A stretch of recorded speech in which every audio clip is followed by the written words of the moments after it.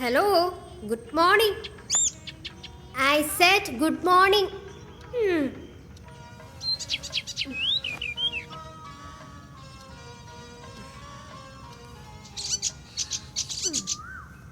ആഹാ, മനോഹരം. ആകാശത്തിലെ പറവകളെ നോക്കൂ. അവ വിതയ്ക്കുന്നില്ല, കൊയ്യുന്നുമില്ല. പാവം.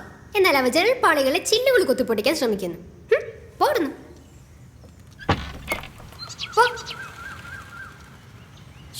കഷ്ടം. ആകാശത്ത് ജീവിക്കാൻ വേണ്ടിയിട്ടായിരിക്കും ഇവിടെ വന്നത്. ചുറ്റിനും കഴുകന്മാരല്ലേ. ഇവിടെയും കുറവല്ല. അല്ല, ആ കണ്ണാടി അങ്ങ് പൊട്ടിച്ചിട്ട് പോകായിരുന്നു ഖഗശ്രേഷ്ഠ. വെളിച്ചമുണ്ടെങ്കിലും വായുവില്ലാത്ത ഈ ലോകത്ത്.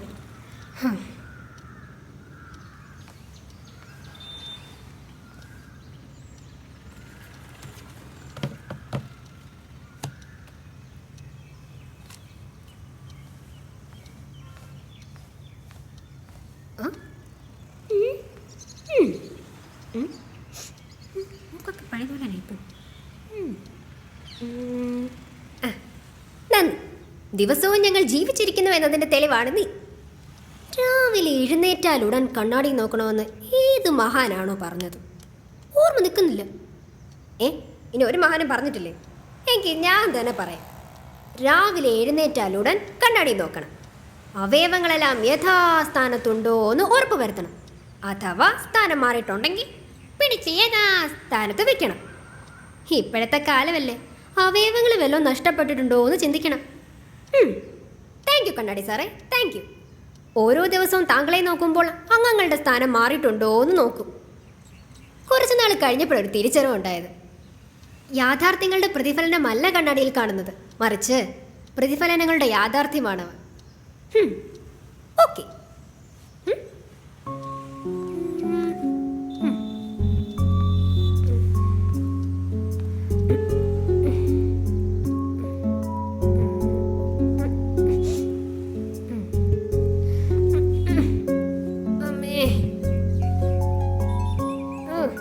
വ്യായാമം ഒരു സ്വാതന്ത്ര്യ സമരമാണെന്ന് ഏത് മഹാനാണോ പറഞ്ഞത്?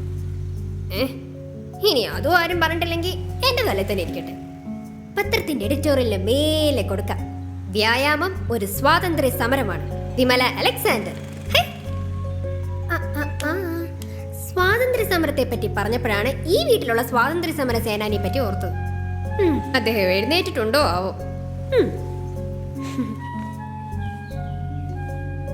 Good morning sir. അലക്സാണ്ടർ സാറേ, ഗുഡ് മോർണിംഗ്.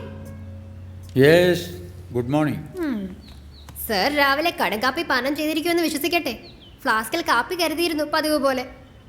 താങ്ക് യു, നന്ദി. ഭവതി നിർദ്ദേശിച്ച പ്രകാരം തന്നെ ചെയ്തു വെച്ചിട്ടുണ്ട്. അങ്ങയുടെ പുതിയ ഗ്രന്ഥരചന എത്രത്തോളമായി എന്നറിയാൻ താല്പര്യമുണ്ട്. വിജ്ഞാന സാഹിത്യം വെടിഞ്ഞ കഥാസാഹിത്യത്തിലേക്ക് ഒന്ന് കടന്നുകൂടെ? ഈ ഉദയംപേരൂർ സുന്നഹദോസിലെ കാനോനകളുടെ വിവർത്തനവും സഭാചരിത്രവും മാത്രം മതിയോ? നമുക്കും ഒ വി വിജയനെ പോലെയോ മുകുന്ദനെ പോലെയോ അതുമല്ലെങ്കിൽ സക്രിയെ പോലെയോ നമ്മുടെ ചെറു സെറ്റിലുള്ള പിള്ളേരെ പോലെ ബെന്യാമിനെ പോലെയോ നമുക്കും ഒന്ന് ചെത്തണ്ടേ? അപ്പച്ചൻ വിചാരിച്ചാൽ അത് നടക്കും. അതുപോലെ എഴുതാൻ അവരില്ലേ? ചരിത്രരചനയ്ക്കല്ലേ ആളില്ലാത്തത്? പ്രത്യേകിച്ചും സഭാചരിത്രം. ഓരോരുത്തരും അവരവരുടെ ഇഷ്ടപ്രകാരം ഭാവനയ്ക്കനുസരിച്ചും ചരിത്രം വളച്ചൊടിക്കുന്നു. ആർക്ക് എഴുതാവുന്നതല്ല ചരിത്രം. അതിന് ചില ശാസ്ത്രീയ വശങ്ങളുണ്ട്, പഠനങ്ങൾ ആവശ്യമുണ്ട്, ഒരുപാട് ഹോംവർക്കുകൾ ആവശ്യമുണ്ട്. എഴുതിയത് ഇങ്ങനെ തരികയായിരുന്നെങ്കിൽ പകർത്തെഴുത്ത് തുടങ്ങായിരുന്നു. പുസ്തകത്തിൽ ഗ്രന്ഥകർത്താവിന്റെ പേരിന്റെ താഴെ പകർപ്പവകാശം വിമല അലക്സാണ്ടർ എന്നും കൂടെ ചേർക്കണം. പകർപ്പവകാശമല്ല, പകർത്തവകാശം. പകർത്തി എഴുതാനുള്ള അവകാശം എന്നാക്കി വയ്ക്കാം. പോരെ? Okay sir. പ്രഭാത ഭക്ഷണത്തിന് സമയമായെങ്കിലാവാം, ഒപ്പം പ്രഭാത ഗുളികകളും. അപ്പച്ചൻ ഇപ്പൊ ഗുളിക കാലമാണെന്ന് തോന്നുന്നു. നല്ല സമയം.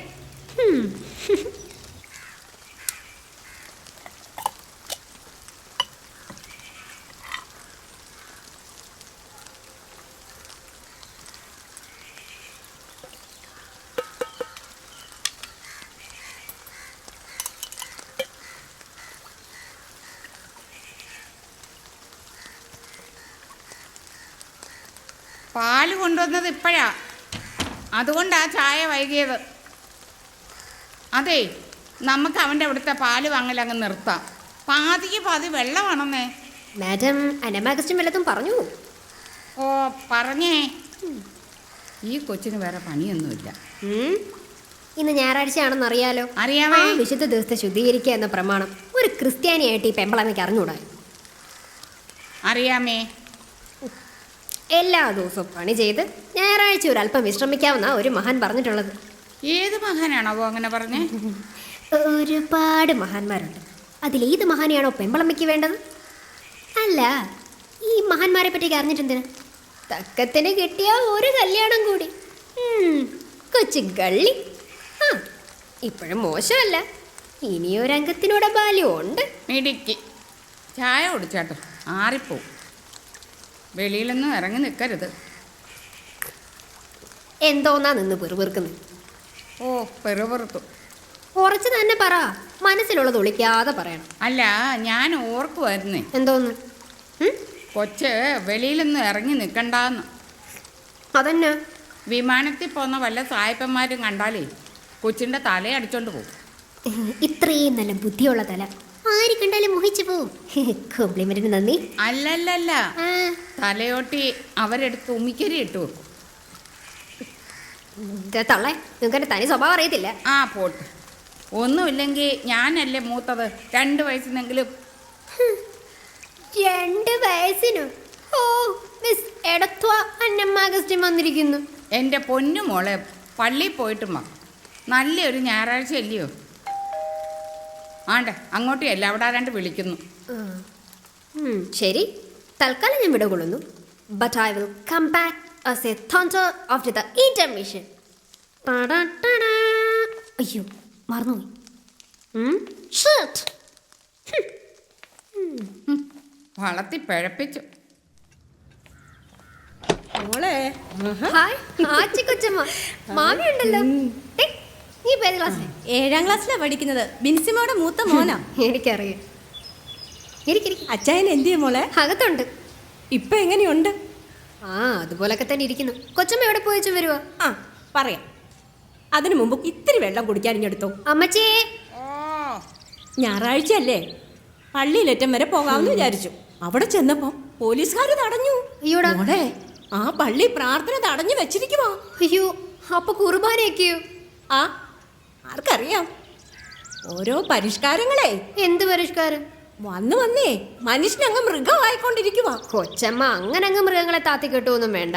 ഇപ്പം മനുഷ്യരൊക്കെ വിവരമുണ്ട് മൃഗങ്ങൾക്ക്. ഇനി എവിടെ പോയി ആ കുഞ്ഞെ ഒന്ന് പ്രാർത്ഥിക്കുക? അതിപ്പോ പ്രാർത്ഥിക്കണേൽ എവിടെ ഇരുന്നാലും പ്രാർത്ഥിക്കാമല്ലോ. എന്നാ പിന്നെ കക്കൂസിലിരുന്ന് പ്രാർത്ഥിക്കാൻ ഒക്കുവോ? അയ്യോ, കുർബാന കൊള്ളാൻ ഒക്കുവോ? ഇല്ല. എവിടെയെങ്കിലും എന്നങ്ങനെ കയറി പറയാതെ. മനുഷ്യനായാലേ കുറച്ച് വകതിരിവൊക്കെ വേണം. വേണം. അന്നാമാമ എന്തേ? അകത്തുണ്ട്. വ്യായാമോ, യോഗാസനം, കുക്കുടാസനം. എന്തായാലും അവരുള്ളതൊരു തുണയാ. കഴിഞ്ഞ പ്രാവശ്യം നെരണത്തുവള്ളി പെരുന്നാളിന് പോയപ്പോ കണ്ടതാ. അപ്പച്ചൻ ഇപ്പൊ എങ്ങനെയുണ്ട്? ആ, അതുപോലൊക്കെ തന്നെ ഇരിക്കുന്നു. അമ്മച്ചേ. ഞങ്ങൾ എന്നെ അച്ചായനെ ഒന്ന് കണ്ടിട്ട് വരാം മോളെ. ആ, എന്നാ വാ. ആ നടക്കും മക്കളെ. വാടാ, വാ. നടക്ക.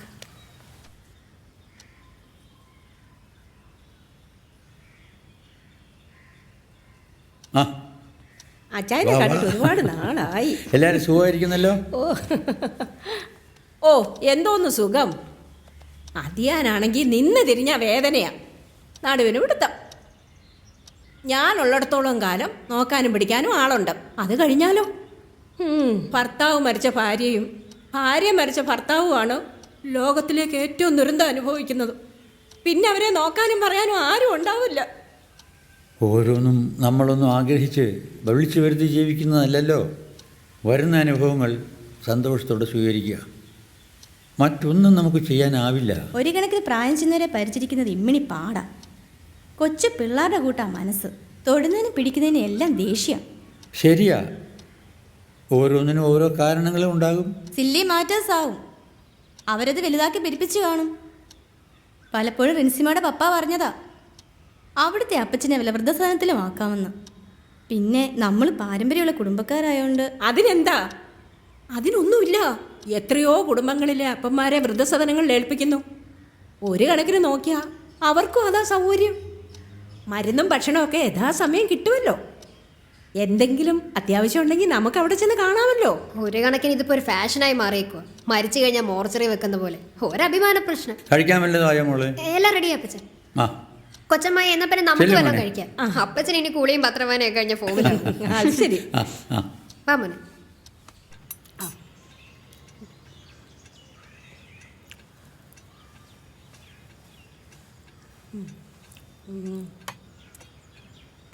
കൊള്ളാം. നിന്റെ കൈപ്പുണ്യം ഒന്ന് വേറെ തന്നെയാ അന്നാമ്മേ. വയറ്റിലല്ല സുഖമില്ലാത്തത് കൊണ്ട് കാര്യമായിട്ടൊന്നും കഴിക്കാൻ പറ്റുന്നില്ല. അയ്യോ, അത് കണ്ടപ്പോ തോന്നിയായിരുന്നു.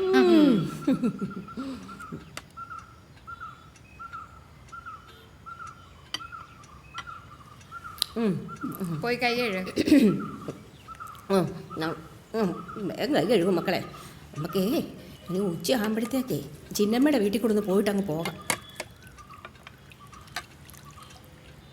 കൊച്ചൻ്റെയെ അവള് കുളിക്ക് വന്നല്ലോ. ആ ശരി, എന്നാ ഞങ്ങൾ ഇറങ്ങുന്നു. ഈസ്റ്ററിന് മുമ്പ് ഒന്നുകൂടെ വരാൻ പറ്റുമോ എന്നൊന്ന് നോക്കട്ടെ. ഓ ശരി ശരി. ആ മോളോടൊന്ന് മറക്കാണ്ട് പറയണേ. പറഞ്ഞേ. വാ മക്കളെ.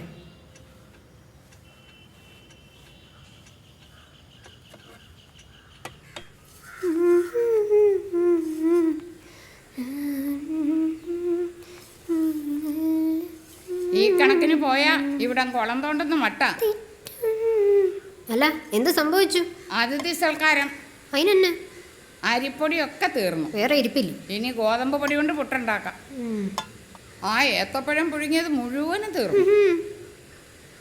ആ ചെറുക്കനെ ഗ്രഹണിക്ക് മരുന്ന് കൊടുക്കണം. എന്തോ അസുഖം ഉണ്ടെന്ന് തോന്നുന്നു. 10-12 വയസ്സ് കാണും. വല്ലയിടത്തും തീറ്റി മത്സരത്തിന് വിട്ടാ 1ാം സ്ഥാനം കിട്ടും. അമ്മച്ചി പോർക്ക്. ഒരാൾക്ക് ഭക്ഷിക്കാതെ മാത്രമേ കഴിക്കാനാവൂ. അവനതിനുള്ള സ്റ്റാമിനയുണ്ട്.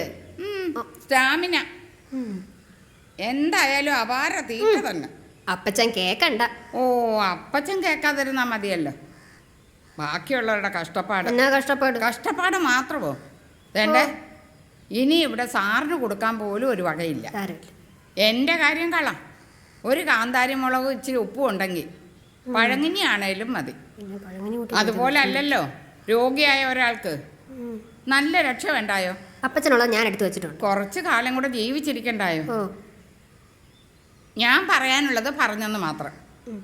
എൻ്റെ വാക്ക് കേൾക്കാതിരിക്കുക എന്ത് വേണേൽ ചെയ്യാം. അപ്പച്ചൻ പറയും ലോകത്തിലെ ഏറ്റവും വലിയ ദാനമാണ് ഭക്ഷണമെന്ന്. അന്നദാനം.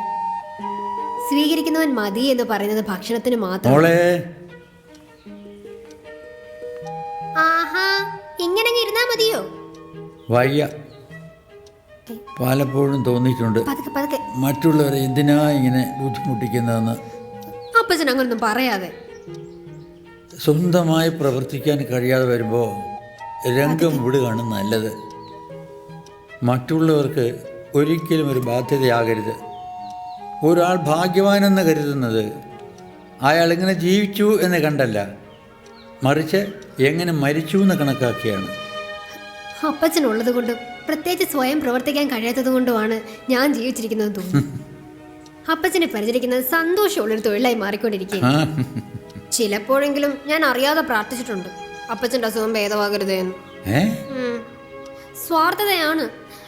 അപ്പച്ചൻ ആരോഗ്യവാനായി കഴിഞ്ഞാൽ ഞാൻ തൊഴിൽരഹിതയായി പോകും. ആ പിന്നെ എനിക്ക് തൊഴിലില്ലായ്മ വേദന തരേണ്ടി വരും. അസുഖം ഭേദമായാൽ നിനക്ക് പ്രമോഷൻ കിട്ടൂലേ മോളെ? ആ, ഞാനും ആ സത്യം ഏതാണ്ട് അംഗീകരിച്ച് കഴിഞ്ഞിരിക്കുന്നു. പതുക്കെ. ആ യാഥാർത്ഥ്യത്തോട് പൊരുത്തപ്പെട്ടിരിക്കുന്നു. ബത്സൈദയിലെ കുളക്കരയിൽ കാത്തിരുന്ന തളർന്ന കാലുള്ളവനെ പോലെ ഏതോ ദൈവദൂതൻ കുളം കലക്കുന്നതും കാത്ത് അക്ഷമനായിരിക്കുകയാണ്. ക്രിസ്തു അയാളോട് ചോദിക്കുന്നുണ്ട്, രോഗം ഭേദമാകാൻ ആഗ്രഹിക്കുന്നുവോ എന്ന്. പങ്കത്തും രോഗം ഭേദമാകാൻ ആഗ്രഹിക്കാത്ത രോഗികളുണ്ടാവും. ഉണ്ട്. സൂക്ഷിച്ച്. പല രോഗികളും രോഗം ഭേദമാകാൻ ആഗ്രഹിക്കാത്തവരാണ്, മരണം ആഗ്രഹിക്കാത്തവരും. അതുകൊണ്ടാണ് കേരളം അല്ല ഇന്ത്യ തന്നെ രോഗികളുടെ സാമ്രാജ്യമായി മാറിക്കൊണ്ടിരിക്കുന്നത്. പരിചരിക്കാനും സംരക്ഷിക്കാനും ആളുണ്ടെങ്കിൽ രോഗം സുഖകരമായ ഒരവസ്ഥയായി പലരും കാണുന്നു. മാരക രോഗങ്ങളല്ല ഞാൻ ഉദ്ദേശിക്കുന്നത്. അപ്പച്ചൻ എന്തുവായി പറയുന്നേ? സത്യമാണ് മോളെ ഞാൻ പറഞ്ഞത്. പലരും, പ്രത്യേകിച്ച് പണക്കാരായ മധ്യവയസ്സ് കഴിഞ്ഞ പലരും മറ്റുള്ള ബന്ധുക്കളുടെ ശ്രദ്ധ പിടിച്ചു പറ്റാൻ ആഗ്രഹിക്കുന്നുണ്ട്. എനിക്കറിയാം പല രാഷ്ട്രീയ നേതാക്കന്മാരെയും. പലരും രോഗത്ത് ഒരരുമയായ കമ്പാനിയനായി കരുതുന്നു. വയ്യ, തീരെ വയ്യ. പലപ്പോഴും നിസ്സഹായത തോന്നിയിട്ടുണ്ട്. അപ്പച്ചന് വയ്യെങ്കിൽ സാരമില്ല, ആരോ വന്നു എന്ന് തോന്നുന്നു. മോള് പോയി നോക്ക്. ചെല്ലേ.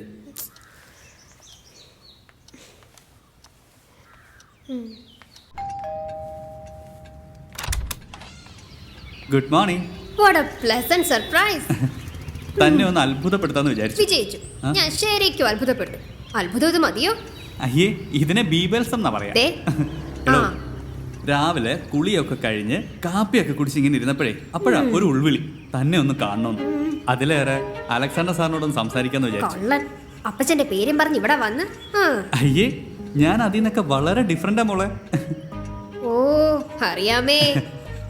അതെ, ഈ ഫ്ലേട്ടിംഗ് ഒന്നും എന്നെ അങ്ങനെ ഫാസിനേറ്റ് ചെയ്യാറില്ല. Don't lie. എല്ലാവരും ഓരോ പ്രായത്തിൽ അനുഭവിക്കുന്ന ഒരുതരം ഫാസിനേഷൻ. അങ്ങനെയെങ്കിലേ എനിക്കതിന് ഒരു പഞ്ചമില്ല. ഞാൻ പഠിപ്പിക്കുന്ന കോളേജിൽ എത്രയോ സുന്ദരിമാരായ പെൺകുട്ടികളുണ്ട്, സുന്ദരിമാരായ സഹ അധ്യാപികമാരുണ്ട്. അത് വിട്, സാറവിടെ ദിനചര്യയിൽ വ്യാപൃതനായിക്കൊണ്ടിരിക്കുന്നു. അല്പം കൂടെ കഴിഞ്ഞ ഫോമില. ആ പുസ്തകരചന എവിടം വരെ? ആ, കുറെയൊക്കെ ആയി. ഞാനല്ലേ സ്ക്രൈബ്. ഞാൻ ഫ്രീ ആവുമ്പോഴേ എഴുതി നടക്കും. സി, ഇന്ന് നല്ലൊരു ഞായറാഴ്ചയാണ്. എല്ലാ ഞായറാഴ്ചകളും നല്ല തന്നെ. പിന്നെ മനുഷ്യന് മടി പിടിച്ചിരിക്കാൻ ഒരു ദിവസം, അല്ലെങ്കിൽ എന്തിനു പറയുന്നു, എല്ലാ ദിവസവും നല്ലത് തന്നെയാണ്. എന്നാൽ ഞങ്ങൾ ക്രിസ്ത്യാനികൾക്ക് ഞായറാഴ്ച പ്രത്യേകതയുള്ള ദിവസം തന്നെ. നിങ്ങൾ ക്രിസ്ത്യാനികൾ ഞായറാഴ്ചകൾ പ്രത്യേകത ഉള്ളതാക്കി എന്ന് പറയുന്നല്ലേ ശരി? സമ്മതിച്ചു. ഞാൻ വഴക്കിന് വക്കാണത്തിനൊന്നും ഇല്ല. ഇന്ന് ഞാൻ ഫ്രീ ആയിരുന്നു. കുറച്ചു വല്ലതും എഴുതണമെന്ന് വിചാരിച്ച് ഇങ്ങനെ ഇരിക്കുകയായിരുന്നു. അപ്പോഴാണ് അങ്ങയുടെ ഭവന സന്ദർശനം. എന്നാ ഞാൻ തിരിച്ചു പോക്കോളാം. അത് കൊള്ളാം. വന്ന സ്ഥിതിക്കിനെ അപ്പച്ചനെ കണ്ടിട്ട് പോയാൽ മതി. വാ. മുറിയിലിരുന്ന് ഇങ്ങനെ വായിച്ച് വായിച്ച് മടുത്തപ്പോഴാ ഒന്ന് പുറത്തിറങ്ങി. ഒരു ബാച്ചിലറുടെ മാനസിക വ്യാപാരത്തെ പറ്റി ഭൗതിക്ക് അറിയാലോ അല്ലേ? അറിയാമേ. ഈ ബാച്ചിലറെ കാണാൻ തുടങ്ങിയിട്ട് കുറെ നാളുകളായി. ആട്ടെ, എന്താണാവോ അങ്ങ് വായിച്ചുകൊണ്ടിരുന്ന വിശിഷ്ട ഗ്രന്ഥം? പുതിയതൊന്നും അല്ലടോ, പിന്നിങ്ങനെ വായിച്ചുകൊണ്ടിരിക്കും. A brief history of time. എന്നിട്ട് എന്താ, വായിക്കുന്നു, പഠിക്കുന്നു, വീണ്ടും വായിക്കുന്നു, വീണ്ടും പഠിക്കുന്നു. തീർന്നു? ഇല്ല. In fact now I am in search of the psychology of god. What do you mean? അതെ, ഞാൻ ഈ ദൈവത്തിന്റെ മനഃശാസ്ത്രം വളരെ അഗാധമായി പഠിച്ചുകൊണ്ടിരിക്കുക. ഓ, അപ്പൊ ആകെ പ്രശ്നല്ലേ? ഇന്നലെ ഞാൻ ഫോൺ ചെയ്തപ്പോ എനിക്ക് തോന്നി എന്ത് അങ്കമാലിലെ പ്രധാനമന്ത്രിയാണെന്ന്. ഇതാ വരുന്നപ്പച്ച ഇരിക്കേ.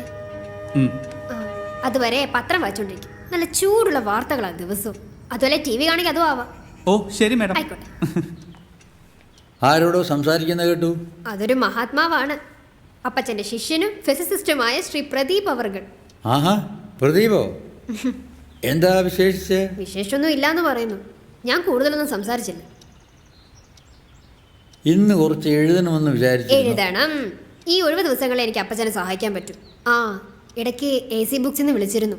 പുസ്തകം എത്രത്തോളം ആയെന്നും ചോദിച്ചു. കാശിന് വല്ല അത്യാവശ്യം ഉണ്ടെങ്കിൽ പറയാൻ മടിക്കണ്ടെന്നും പറഞ്ഞു. മുൻകൂറായി പണം മേടിക്കേണ്ട, പിന്നീട് അതൊരു ബാധ്യതയാവും. ക്രമേണ അകാരണമായ വെറുപ്പുണ്ടാകും. പരസ്പരം എംപ്ലോയറോട് എംപ്ലോയിക്ക് തോന്നുന്ന ഒരുതരം അസഹിഷ്ണുത. ഒരു ജോലിയും സമയബന്ധിതമായി ഏറ്റെടുക്കരുത്. അങ്ങനെയാണെങ്കിൽ ഒരു കാര്യവും നടക്കത്തില്ല അപ്പച്ച. മനുഷ്യൻ സ്വതവേ മടിയനാണ്. വാസ്തവത്തിൽ ഓരോ പ്രവൃത്തികൾ അവൻ്റെ മേൽ അടിച്ചേൽപ്പിക്കപ്പെടുന്നതാണ്. അത് പൂർണ്ണമായും ശരിയല്ല. താല്പര്യമുള്ള പ്രവൃത്തികൾ വേഗം ചെയ്തു തീർക്കും. താല്പര്യമില്ലാത്തവ അമാന്തിക്കും. പ്രധാനമായും വ്യക്തിപരമായ താല്പര്യങ്ങൾ ഒരു ഘടകമാണ്. അതേത് പ്രവൃത്തിയും ഇപ്പോൾ താല്പര്യമുള്ളത് തന്നെ ആവട്ടെ, ഒരു തൊഴിലായി മാറുമ്പോൾ വരുത്തത് തോന്നും. ക്രമേണ താല്പര്യവും നഷ്ടപ്പെടും. അക്കാരണത്താലാണ് കല ഒരു തൊഴിലാക്കരുതെന്ന് ഞാൻ പലപ്പോഴും വാദിക്കാറുള്ളത്. അപ് ടു സർട്ടൻ എക്സ്റ്റെൻറ്റ് നമ്മുടെ പ്രവൃത്തികളെല്ലാം നമ്മുടെ ലക്ഷ്യങ്ങളെ ആകാവൂ, മാർഗമാകരുത്. മനസ്സിലായില്ല. എനിക്ക് മോളോട് സ്നേഹമാണ്. അത് എൻ്റെ സ്നേഹത്തിൻ്റെ ലക്ഷ്യമാണ് മോളെ. മറിച്ച് നിന്നിലൂടെ എന്തെങ്കിലും കാര്യം നേടാൻ ഞാൻ ആഗ്രഹിച്ച് സ്നേഹിക്കുന്നു. എന്നാൽ നീ ഒരു മാർഗമായി മാറുകയാണ്, ഒരു ഉപാധി. ഒരു നല്ല കൊട്ടേഷൻ കിട്ടി. സ്നേഹം ലക്ഷ്യമേ ആകാവൂ, മാർഗമാവരുത്. PJ Alexander. കൊട്ടേഷൻ കൊള്ളാം. എൻ്റെ പേര് മാറ്റി മറ്റാരുടെയെങ്കിലും പേരിൽ ആക്കണമെന്നേ ഉള്ളൂ. വേണ്ട വേണ്ട. Say Emmanuel Kant. അതൊന്നും വേണ്ട. അപ്പച്ചൻ്റെ പേര് തന്നെ മതി. അപ്പച്ചനും ഏതേ അഭിപ്രായം തന്നെയല്ലേ ഉള്ളത്? ചിലപ്പോൾ അപ്പച്ചൻ ഈ തത്വം വിചാരിച്ചതിന് ശേഷമായിരിക്കും മറ്റെങ്ങനെ ഇത് എഴുതിയത് അപ്പച്ചൻ വായിക്കുന്നത്. അതെ, അതൊക്കെ നമുക്ക് പിന്നെ ചർച്ച ചെയ്യാം. തൽക്കാലം ഭക്ഷണം കഴിക്കാൻ നോക്ക്. മരുന്നുകളെ കുറേ ഉള്ളതാ. അതിനെ താങ്ങാനുള്ള ആരോഗ്യം ഭക്ഷണത്തിൽ തന്നെ ആർജിക്കണം. ഭക്ഷണം ഒരു കണക്കിന് മരുന്നായി മാറിക്കൊണ്ടിരിക്കുന്നു. അതിലും ശരി, മരുന്ന് ഭക്ഷണമാവുന്നു എന്ന് പറയുന്നതായിരിക്കും. എന്തായാലും നമ്മൾ ആദ്യം നന്ദി പറയേണ്ട നമ്മുടെ ഈ പാവം വയറിനോടാ. ഇഷ്ടമുള്ളതും ഇല്ലാത്തതും എല്ലാം സഹിക്കുന്നില്ലേ?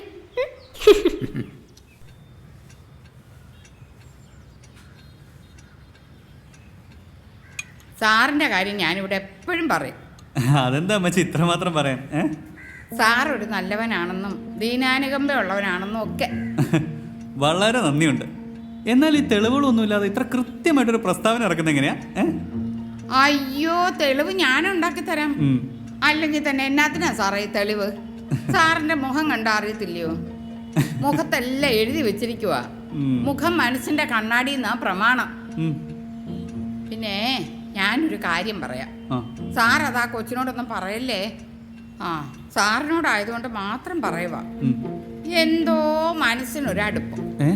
സാർ എന്റെ ആരോ ആണെന്നൊരു തോന്നൽ. അല്ലെങ്കിൽ ഈ കാര്യമൊക്കെ അന്യനോട് പറയാൻ പറ്റുമോ? ഞങ്ങളുടെ കൊച്ചുമോനില്ലയോ, അവന്റെ പെമ്പിള മാസം കഴിഞ്ഞ് നിൽക്കുക. കൊച്ചുമോനെ സാർ അറിയത്തില്ലയോ? PK ബഹനാൻ. നാളെയോ മറ്റന്നാളോ എന്നും പറഞ്ഞ് നിൽക്കുക. എപ്പോ വേണേലും വരാം. ഞങ്ങളുടെ അവിടൊക്കെ, അതായത് എടത്തുവായിലൊക്കെ മാപ്പിള വീട്ടുകാരാ കടിഞ്ഞു പേരിന് ചെലവെടുക്കുന്നത്. നിങ്ങളുടെ അവിടൊക്കെ എങ്ങനെയാന്ന് എനിക്കറിയത്തില്ല. പിന്നെ നിങ്ങൾക്ക് ഞങ്ങളുടെ കൂട്ടുള്ള ചടങ്ങൊന്നും ഇല്ലല്ലോ. ഞങ്ങളുടെ കാര്യമൊക്കെ തീരുമാനിക്കുന്നതേ പള്ളിയും പട്ടക്കാരും ഒക്കെയാ. പറയുമ്പോ പറയുകയാണെന്ന് വിചാരിക്കല്ലേ. ഞങ്ങളുടെ കാര്യം അച്ഛൻ പറയുന്ന പോലെ. അതുപോലെ അല്ലല്ലോ നിങ്ങളുടെ കാര്യങ്ങള്. നിങ്ങൾക്കിതൊരു പുതുമയായിരിക്കും. നിങ്ങളുടെ അമ്പലത്തിലെ പൂശാരി പറഞ്ഞ നിങ്ങൾ വല്ലതും കേൾക്കുമോ? അതുപോലെ അല്ല ഇവിടെ. അച്ചടക്കമുള്ള ജാതിയാ. അല്ല, ഞാൻ പറഞ്ഞു വരുന്നതേ എന്താ, കഴിഞ്ഞ പ്രാവശ്യം വികാരി അച്ഛൻ കണ്ടപ്പോ ചോദിച്ചു, അന്നമ്മ ചേട്ടത്തിയേ ഇങ്ങനൊക്കെ മതിയോന്ന്. എന്താ സത്യത്തിൽ എന്റെ സാറേ, ഞാനങ്ങ് നാണിച്ചു പോയി. എന്തിന്? കൊച്ചുമോന്റെ പെമ്പിള വീട്ടുകാരെ അച്ഛനോടെല്ലാം പറഞ്ഞു കാണും. അതല്ലയോ അച്ഛൻ അർത്ഥം വെച്ചുള്ള ചോദ്യം ചോദിച്ചത്. അമ്മച്ചി ഇതൊരു കാര്യം പറഞ്ഞില്ല. ആ കാര്യമാ പറഞ്ഞു വരുന്നത്. എന്റെ ചെറുപ്പം വല്ലോ ആയിരുന്നെങ്കിൽ അച്ഛനാണെന്നോ കാപ്പിയാരാണെന്നോ ഒന്നും ഞാൻ ഓർക്കുകയല്ലായിരുന്നു. കാരിച്ചക്കാരുടെ മുഷ്കേ അവസാനിപ്പിച്ചേനെ. അതൊക്കെ പോട്ടെ. ഞാൻ പറഞ്ഞു വന്നതേ കൊച്ചുമോന്റെ കാര്യമാ. PK ബഹനാൻ. അവന് പണിയൊന്നും ഇല്ലാതായിട്ട് കുറേ നാളായി സാറേ. അത് ശരി. കഞ്ഞി കുടിക്കുന്നത് തന്നെ ഞാൻ വെള്ളം കൊണ്ട് കൊടുക്കുന്നത് കൊണ്ടാ. അത് കഷ്ടായി പോയില്ലേ. ഇവിടുത്തെ കൊച്ചിനാണെങ്കിൽ അതിന്റെ വിഷമം ഒന്നും അറിയത്തില്ല. ഒരു പേരെടുക്കാൻ പെടുന്ന പാട്. എന്ത് പ്രസവിക്കുന്നതിന്റെ? അതിന് ഇവിടുത്തെ കുട്ടി കല്യാണം കഴിച്ചിട്ടില്ലല്ലോ. അയ്യേ, ഈ സാറിന്റെ ഒരു കാര്യം. ഇത്രയും പ്രായമായ എനിക്ക് പോലും നാണോ ആവുന്നു. ഞാനേ ഒന്ന് അടുക്കളയിലോട്ട് ചെല്ലട്ടെ. ഇങ്ങേരോട് കിന്നാരം പറഞ്ഞോണ്ട് നിന്നാലേ. അമ്മച്ചിക്ക് ഇപ്പൊ എന്താ വേണ്ടേ? ഇപ്പൊ എന്റെ കയ്യില് ഒരു 100-600 രൂപയും കുറച്ച് ചില്ലറയും കാണും. ഒരു മാക്സിമം 100-500 രൂപ വരെ ഈ സഹായനിധിയിലേക്ക് എനിക്ക് സംഭാവന ചെയ്യാൻ പറ്റും. അതുകൊണ്ടൊക്കെ എന്തോ ആവാനാ. എന്നാ പിന്നെ അത് വേണ്ടെന്ന് പറയാൻ പറ്റാത്ത ഒരവസ്ഥയിലും 600 600. പണം ആര് തന്നാലും നിഷേധിക്കരുതെന്ന് ആ കർത്താവ് തമ്പുരാൻ പറഞ്ഞേക്കുന്നത്. അങ്ങനല്ലയോ സാറേ? അതെ. പിന്നെ ആ കൊച്ചിനോട് പറഞ്ഞ് സാർ എന്തെങ്കിലും ഒരു സഹായം കൂടെ ചെയ്തു തരണേ കേട്ടോ. ഞാൻ പറഞ്ഞു നോക്കാം. ചെയ്യുന്നെങ്കിൽ ചെയ്യട്ടെ. ഈ കിട്ടിയ ഊട്ടി ഇല്ലെങ്കിൽ ചട്ടി.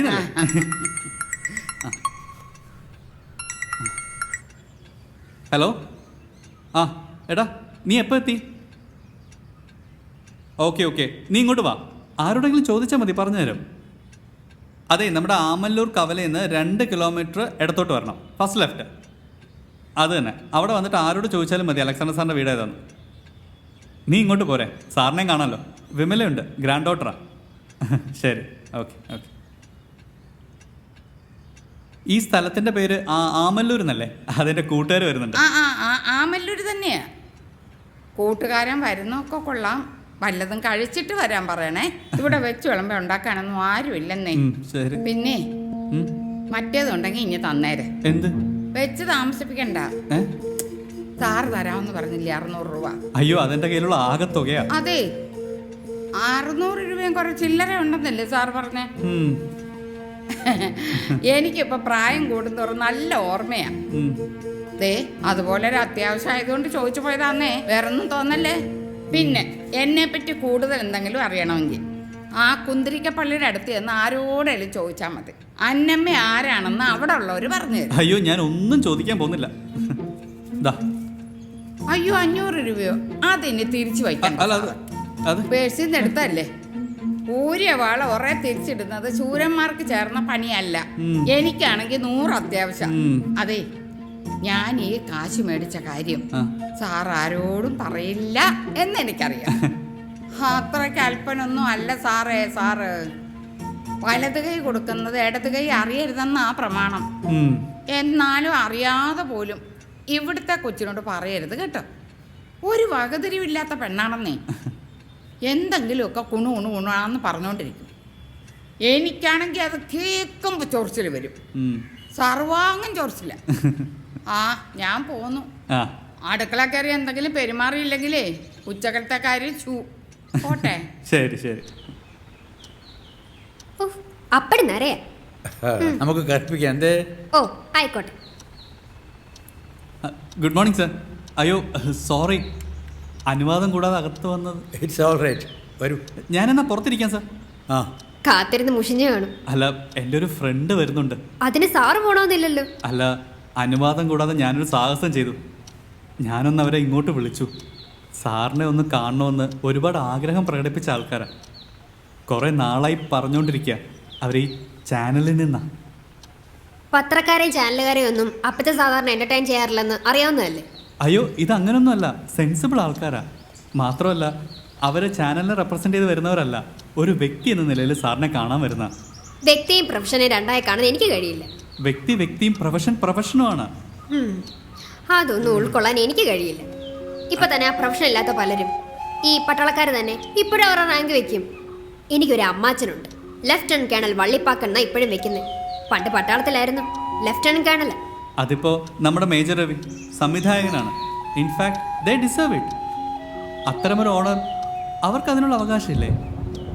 പലപ്പോഴും അങ്ങനെ പട്ടാള സേവനം കഴിഞ്ഞ് വരും, ആ റാങ്ക് വെക്കും. ഒരു ഡോക്ടർ റിട്ടയർഡ് ആയാലും അങ്ങേരെ ഡോക്ടർ എന്ന് തന്നെയല്ലേ വിളിക്കുക. പ്രൊഫസർമാരായാലും അങ്ങനെ തന്നെ. പണിയൊന്നുമില്ലാത്ത എത്രയോ അഡ്വക്കേറ്റുമാർ അവരുടെ പേരിനൊപ്പം അഡ്വക്കേറ്റ്സ് എന്ന് ചേർത്ത് നടക്കുന്നു. അതിനൊന്നും കാര്യമുണ്ടെന്ന് എനിക്ക് തോന്നുന്നില്ല. ഓരോ പ്രൊഫഷനും അത് വഹിക്കുന്ന കാലയളവ് വരെ മാത്രമേ പ്രസക്തിയുള്ളൂ. അവർ വരട്ടെ. എനിക്കങ്ങനെ ആരോടും പിണക്കമോ ഈർഷ്യയോ ഒന്നുമില്ല. അവര് വന്നു തോന്നുന്നു. ഞാനൊന്ന് വിളിച്ചിട്ട് വരാം. ഞാൻ ഓടി ചെല്ലട്ടെ അപ്പച്ച. തെന്നി വീഴല്ലേ, നല്ല മഴയാ. നമസ്കാരമുണ്ട്, വരൂ. ടവല് വല്ലതും വേണോ? വിമല, എടാ, വഴി കണ്ടുപിടിക്കാൻ ബുദ്ധിമുട്ടിയോ? അലക്സാണ്ടർ സാറിന്റെ പേര് പറഞ്ഞാൽ അറിയാത്ത ആരുമില്ലല്ലോ. ഇത് വിമല, അലക്സാണ്ടർ സാറിന്റെ ഗ്രാൻഡ് ഡോട്ടറാ. ഇപ്പൊ ഇവിടെ ഒരു ബുക്ക് സ്റ്റാളില് സെയിൽസ് ഗേളാ. ഈ നാട്ടിലെ തൊഴിൽ വിഭജനത്തെ പറ്റി വിശേഷിച്ച് പറയേണ്ട കാര്യമൊന്നുമില്ലല്ലോ. പഠിച്ചത് സോഷ്യോളജി. ഞാൻ പഠിക്കുമ്പോഴേക്ക് ഈ ഗ്ലാമറുള്ള സബ്ജക്റ്റുകളൊക്കെ ഓരോരുത്തരങ്ങ് എടുത്തോണ്ട് പോയി. ആഫ്റ്റർ ഓൾ യുനോ, ഇപ്പോഴത്തെ ഈ സെറ്റപ്പൊക്കെ ഒന്നും പറയാതിരിക്കുക ഭേദം. ഈ വിദ്യാഭ്യാസം എന്ന് പറയുന്നത് തന്നെ അറിവ് നേടുക എന്നുള്ളതല്ലോ ഇപ്പോഴത്തെ അർത്ഥം. സുരക്ഷിതമായ ധനസമ്പാദനത്തിനുള്ള ഒരു യജ്ഞം. അറിവ് ജ്ഞാനമൊക്കെ ഇപ്പം ആർക്കാ വേണ്ടേ? ഇപ്പോൾ തന്നെ ഒരു LKG പോകുന്ന കുട്ടിയോട് പോലും ചോദിച്ചാൽ പറയും, ഒന്നീ ഡോക്ടർ ആവണം അല്ലെങ്കിൽ എഞ്ചിനീയർ ആവണം. ആരും ഒരു സോഷ്യോളജിസ്റ്റ് ആവണമെന്ന് പറയില്ല. എന്തുകൊണ്ടാ? കൂടുതൽ അനധികൃതമായിട്ട് പണം സമ്പാദിക്കാൻ പറ്റുന്ന പ്രൊഫഷൻ ഡോക്ടറാണ്. അല്ല, എല്ലാവരും ഉദ്ദേശമല്ല, ചില എക്സെപ്ഷൻസ് കാണും. നമ്മളൊക്കെ നമ്മളുടെ മക്കൾ ധനവാന്മാരാവണമെന്ന് ആഗ്രഹിക്കുന്നു. അത് തന്നെയാണ് പ്രശ്നം. സാറ് പറയുന്നതിനോട് പൂർണ്ണമായി യോജിക്കാൻ കഴിയില്ല. പണം മാത്രം നമ്മൾ മുഴുവനായി നോക്കുന്നില്ല. അങ്ങനെയെങ്കിൽ നമ്മൾ നമ്മുടെ മക്കളെ അബ്കാരി കോൺട്രാക്ടറോ സ്മഗ്ലറോ ഒക്കെ ആക്കാനായിരിക്കും ശ്രമം. ആരും അത് ആഗ്രഹിക്കില്ല, ഈവൻ അബ്കാരി കോൺട്രാക്ടേഴ്സ് പോലും. അതെ, ഒരു തരം നോബിൾ ലൂട്ടിങ്ങിനുള്ള പോസിബിലിറ്റി അബ്കാരി കോൺട്രാക്ടർക്കോ സ്മഗ്ലേഴ്സിനോ ഇല്ല. പലർക്കും മാന്യമായ കൊള്ളയാണല്ലോ താല്പര്യം. മാന്യമായി കൊള്ളയോ? അതെ, ഡീസന്റ് ലൂട്ടിങ്. പലരും അതാണല്ലോ ഇപ്പൊ ചെയ്യുന്നത്. കമോൺ, ഈ സബ്ജക്റ്റ് ഇവിടെ വിടുന്നതാവും നല്ലത്. വെറുതെ ആവശ്യമില്ലാത്ത കാര്യങ്ങൾ പറഞ്ഞ് നമ്മുടെ ഒരു നല്ല ദിവസം സ്പോയിൽ ചെയ്യണം. ഞങ്ങൾ ഇവിടെ വന്ന് ഒരു സ്പെഷ്യൽ ന്യൂസ് സ്റ്റോറി ചെയ്യാനാണ്.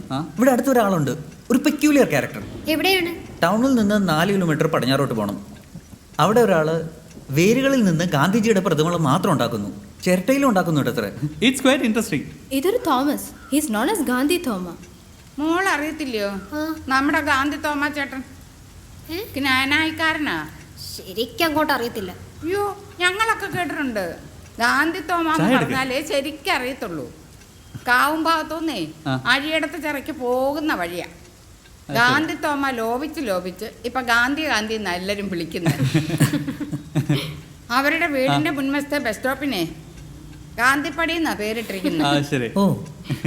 അതെ, വിമലയും കൂടെ വരുന്നെങ്കിൽ ആവാം. പുള്ളിക്കാരനൊന്ന് പരിചയപ്പെടുകയും ചെയ്യാലോ. അല്ല, ഷൂട്ടിംഗ് കണ്ടിട്ടില്ലല്ലോ ഇതുവരെ? ഇല്ല.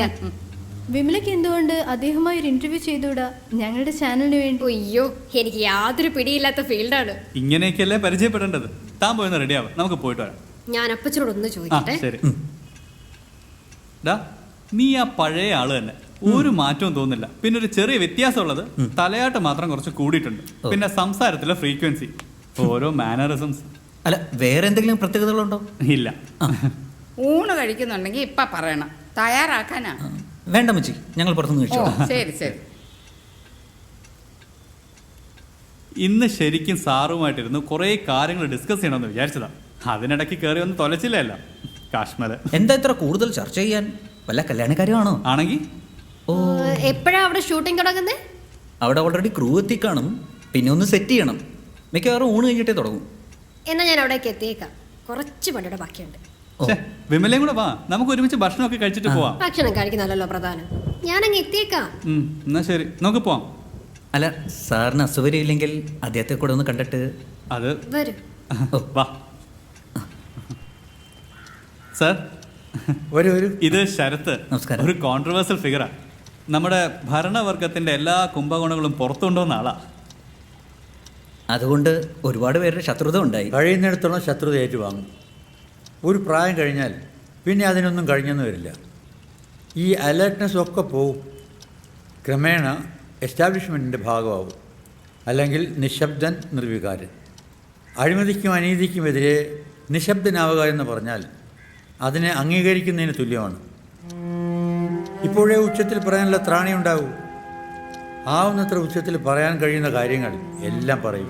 വിഷ്വൽ മീഡിയ ശക്തമായതോടുകൂടി ജേർണലിസത്തിന് പുതിയൊരു ഡയമെൻഷൻ ഉണ്ടായി. നമുക്കൊക്കെ എന്തൊക്കെയോ ചെയ്യാൻ കഴിയും എന്നൊരു തോന്നൽ. Well, keep it up.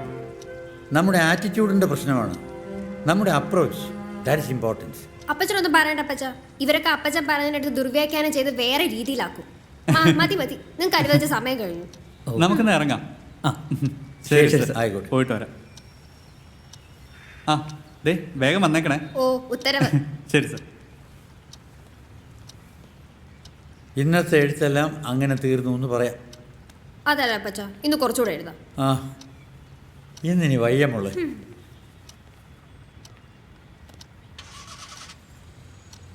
അപ്പച്ച പറഞ്ഞാ മതി, ഞാൻ കേട്ടെഴുതിക്കോളാം.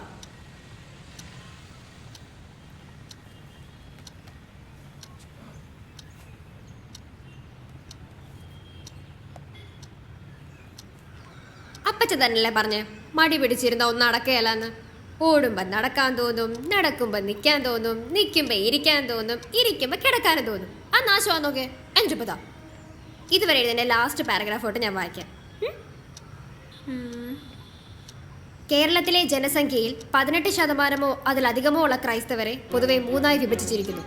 സവർണ ക്രൈസ്തവർ അഥവാ സുറിയാനി ക്രിസ്ത്യാനികൾ, പിന്നോക്ക വിഭാഗ ക്രിസ്ത്യാനികൾ, പിന്നെ ദലിത് ക്രൈസ്തവർ. ബ്രാഹ്മണരുടെ അധിനിവേശം കേരളത്തിൽ വ്യാപകമാവുന്നത് AD 7 ശതകം മുതൽ 12 ശതകം വരെയുള്ള കാലഘട്ടത്തിലാണ്. ഋഗ്വേദം 10 മണ്ഡലം പുരുഷ സൂക്തത്തിൽ അധിഷ്ഠിതമായ ഒരു വർണ്ണതത്വം കണക്കിലെടുക്കുമ്പോൾ കേരളത്തിലെ ക്രിസ്ത്യാനികളുടെ അർത്ഥരഹിതമായ ബ്രാഹ്മണ പാരമ്പര്യം ചോദ്യം ചെയ്യപ്പെടേണ്ടതാണ്. സമഗ്രമായ ഒരു ഹൈന്ദവ വിധേയത്വമായിരുന്നു അന്നുണ്ടായിരുന്നത്. ഈ പശ്ചാത്തലത്തിൽ വേണം 16-ാം നൂറ്റാണ്ടിന്റെ അവസാന വർഷത്തിൽ നടന്ന ഉദയംപേരൂർ സുന്നഹദോസും അതേ തുടർന്ന് അരനൂറ്റാണ്ട് കാലം റോസ്, ബ്രിട്ടോ, ഗാർസി എന്നീ 3 ജെസ്യൂട്ട് മെത്രാൻമാർ നടത്തിയ ഭരണക്രമങ്ങളും പ്രസക്തമാകുന്നത്.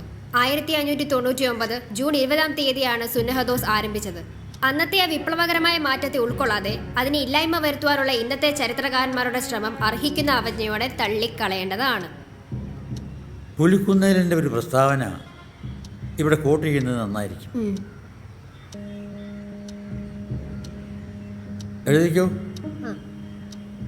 പോർച്ചുഗീസുകാരിവിടെ എത്തി നസ്രാണികളുടെ തനിമയാർന്ന ജീവിത ശൈലിയെ തകർത്ത് പാശ്ചാത്യ സഭാ സമ്പ്രദായം അവരുടെ മേലിൽ കെട്ടിവെക്കുന്നതിന് ശ്രമം ആരംഭിച്ചു. അതിനായി 1599 ഉദയംപേരൂരിൽ ഒരു പള്ളി പ്രതിപുരുഷ യോഗം ചേരുകയും അതിൽ വെച്ച് പാശ്ചാത്യ സഭയുടെ സംസ്കാരവും സംഘടനാ രീതിയും ആചാരങ്ങളും വളഞ്ഞ വഴിയിലൂടെ നസ്രാണികളെ കൊണ്ട് അംഗീകരിപ്പിക്കുവാൻ പരിശ്രമിക്കുകയും ചെയ്തു. മോളെ ബെല്ലടിക്കുന്നു. ആരോ വന്നിട്ടുണ്ട്. ആ ഒരു പഹ എഴുതാൻ സമ്മതിക്കുക. ആ കഴിയന്താ മോളെ, ഞാൻ കൂടി വരാം. നടന്നോ.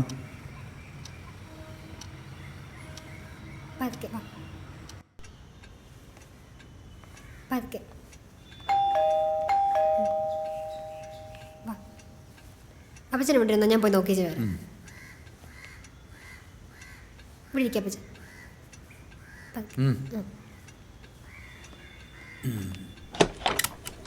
നമസ്കാരം അച്ചോ. നന്നായിരിക്കട്ടെ. ആ, ഇന്നത്തെ കുർബാനയൊക്കെ കഴിഞ്ഞു വെച്ചോ? കഴിഞ്ഞു. ഞായറാഴ്ചയായിട്ട് പള്ളിയിലോട്ട് ആരെയും കണ്ടില്ലല്ലോ. ഇവിടെ അപ്പച്ചൻ്റെ കാര്യം അറിയാമല്ലോ. അറിയാം, അതുകൊണ്ടാണ് ഇങ്ങോട്ട് തന്നെ വരാമെന്ന് വെച്ചത്. ഇക്കണക്കിന് പോയാൽ എൻ്റെ സാറേ ഇതിവിടം കൊണ്ടൊന്നും അവസാനിക്കുമെന്ന് എനിക്ക് തോന്നുന്നില്ല. സുപ്രീം കോടതി വിധിയെപ്പോലും മാനിക്കാത്തവർ പറയാമെന്ന് വിചാരിക്കരുത്. ഇന്ന് നമ്മുടെ കൊച്ചു ഹാളിൽ വെച്ച ശുശ്രൂഷ നടത്തിയത് പള്ളി ഒഴിച്ചിട്ട് പൂട്ടിയിരിക്കുക. ഒരുമപ്പെടലില്ലാത്തിടത്ത് ദൈവം ഉണ്ടാവില്ല. അവിടെ ഇവർ രണ്ടായിട്ടാണല്ലോ ആരാധന. അപ്പം മറ്റൊരിട വെച്ച് കുർബാന നടത്തി. അതല്ലേ കൂത്ത്. പള്ളിയോട് ചേർന്നൊരു പന്തലിട്ട് അവിടെ. പിന്നെ ഒരു ആശ്വാസമുള്ളത് നമ്മുടെ അത്ര പോലും സൗകര്യം അവർക്കില്ല എന്നുള്ളതാണ്. പള്ളി ഒഴിച്ചിട്ടിട്ട് രണ്ട് കൂട്ടരും പ്രത്യേകം പ്രാർത്ഥന പന്തലുകളിൽ. കഷ്ടം. ഇതെല്ലാം കർത്താവിൻ്റെ പേരിലാണല്ലോ നോക്കുമ്പോഴാണ് വിഷമം. നീ എന്നതാ കൊച്ചി ഏതാണ്ടെന്ന് ആക്കി പറയുന്ന പോലെ. നിനക്കെൻ്റെ പേരറിയാമല്ലോ. എന്തോന്നാ? ജോഷു അച്ഛൻ. Reverend father Mathai Joshua. ആന്നല്ലോ, സംശയമില്ലല്ലോ. മത്തായി ജോഷുവ എന്നെൻ്റെ വീട്ടുപേരറിയാമല്ലോ. എലവനാണെന്നല്ലേ? ആ, അതെന്നാ സംശയം? മത്തായി ജോഷുവ എലവനാൻ. സംശയം വേണ്ട. എൻ്റെ വല്യപ്പൻ്റെ പേരറിയാമല്ലോ. ആ, അറിയില്ലേ പറയാം. എലവനാൽ വർഗീസ് മാപ്പിള. നമ്മുടെ പള്ളിയിരിക്കുന്ന സ്ഥലം എങ്ങനെ അറിയുന്നേ? എലവനാൽ പള്ളി. സംശയമൊന്നുമില്ലല്ലോ. എൻ്റെ വല്യപ്പനുണ്ടാക്കിയതാണ് എലവനാൽ വലിയ പള്ളി. സ്വന്തം കാശുകൊണ്ടുണ്ടാക്കിയതാണ്. ഒരു ഇടവകക്കാരൻ്റെയും 10 പൈസ വാങ്ങിയിട്ടില്ല. അതറിയാമല്ലോ. പള്ളിയുടെ ചരിത്രം പഠിക്കണം. അടുത്ത തലമുറയിലെ കൊച്ചുങ്ങൾക്ക് ഇതെല്ലാം പറഞ്ഞു കൊടുക്കണം. അലക്സാണ്ടർ സാർ വലിയ പണ്ഡിതനൊക്കെയാണ്, സമ്മതിച്ചു. പക്ഷേ എലവനാൽ പള്ളിയുടെ ചരിത്രം അടുത്ത തലമുറയ്ക്കും പറഞ്ഞു കൊടുക്കണം. ചർച്ച് ഹിസ്റ്ററി എന്ന് പറഞ്ഞാൽ അച്ഛൻ വിചാരിക്കുന്ന പോലെ അല്ലച്ചോ.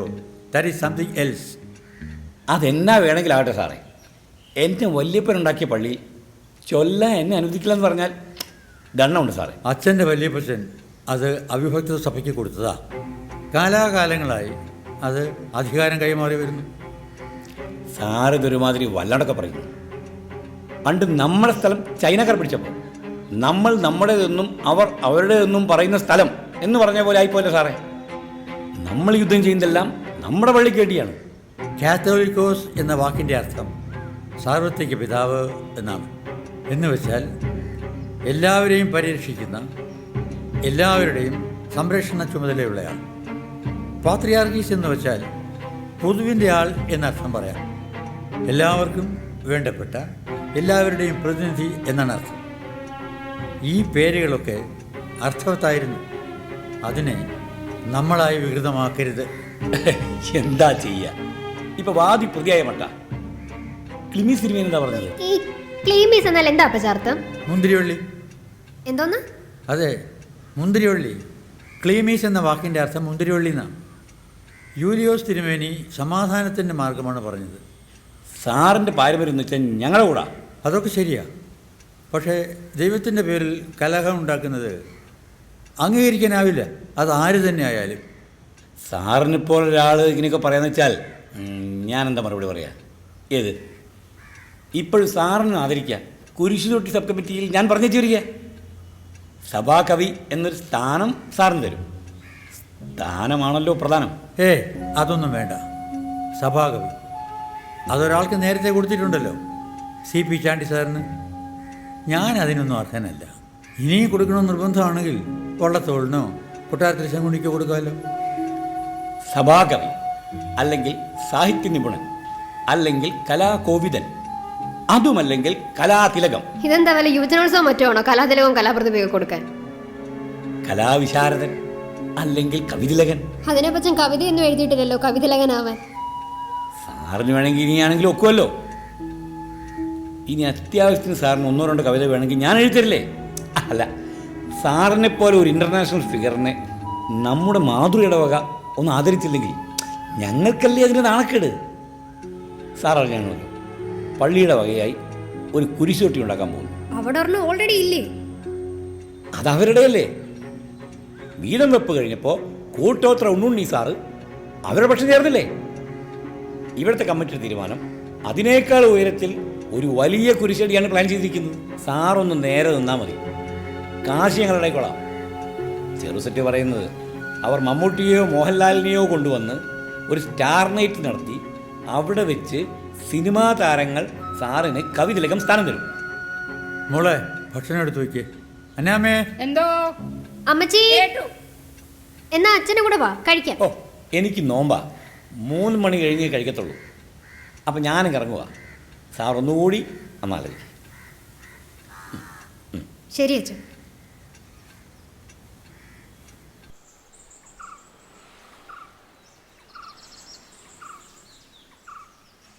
സാറേ തൊപ്പി അങ്ങ് എടുക്കാവോ? തൊപ്പിയോ? അതെ. ട്രോളിംഗ് അല്ലേ സാറേ? താങ്കളെ ഗാന്ധി തോമ എന്ന് വിളിക്കാൻ കാരണം എന്താണ്? എൻ്റെ അപ്പൻ സ്വാതന്ത്ര്യ സമരത്തിൽ പങ്കെടുത്തിട്ടുണ്ട്. അദ്ദേഹം വലിയ ഗാന്ധി ഭക്തനായിരുന്നു. പേര് സാധുജൻ. സാധുജൻ സാർ എന്ന് പറഞ്ഞാൽ ജനങ്ങൾ അറിയൂ. സ്കൂളിൽ വാദ്യാരായിരുന്നു, മുൻഷി. ഞാനും ഗാന്ധി ഭക്തനാണ്. ഞാനതിൽ അഭിമാനിക്കുന്നു. വളരെ ചെറുപ്പത്തിൽ തന്നെ ഞാൻ സബർമതിയിലൊക്കെ പോയിട്ടുണ്ട്. താങ്കൾ പ്രധാനമായി എന്ത് തൊഴിലാണ് ചെയ്തുകൊണ്ടിരിക്കുന്നത്? ഗാന്ധി ഗ്രാമിൽ സേവനമായിരുന്നു. ഖാദി ഭണ്ഡാറിൽ കണക്കപ്പിള്ളിയായി ജോലി ചെയ്തിട്ടുണ്ട്. ജി രാമേന്ദ്രൻ സാറിൻ്റെയും അലക്സാണ്ടർ സാറിൻ്റെയും ജുബ്ബ രാമകൃഷ്ണപിള്ള സാറിൻ്റെ ഒക്കെ കൂടെ പ്രവർത്തിച്ചിട്ടുണ്ട്. ചിരട്ടകളിലും വേരുകളിലും ഒക്കെ ഗാന്ധി ശില്പങ്ങൾ ഉണ്ടാക്കാൻ അങ്ങേക്കുണ്ടായ പ്രചോദനം എന്താണ്? ചെയ്ത ഉപകാരം? അതൊരു കഥയാണ്.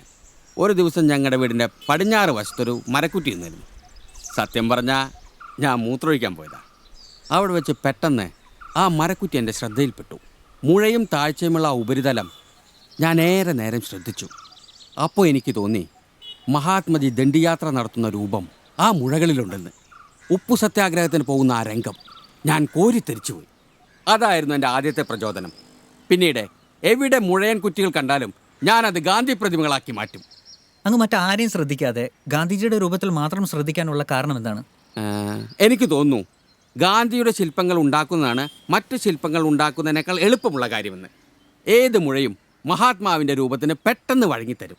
നമ്മുടെ എഴുത്തുകാരൻ ആനന്ദ് ആൾക്കൂട്ടം, ഗോവർദ്ധന്റെ യാത്രകളൊക്കെ എഴുതിയാൽ മഹാത്മജി തിരിഞ്ഞു നിൽക്കുന്ന രൂപം ക്ലേയിൽ റിലീഫ് വർക്കായി ചെയ്തിട്ടുണ്ട്. ഗാന്ധിജി ഉണ്ടാക്കി ചുട്ടെടുത്തു.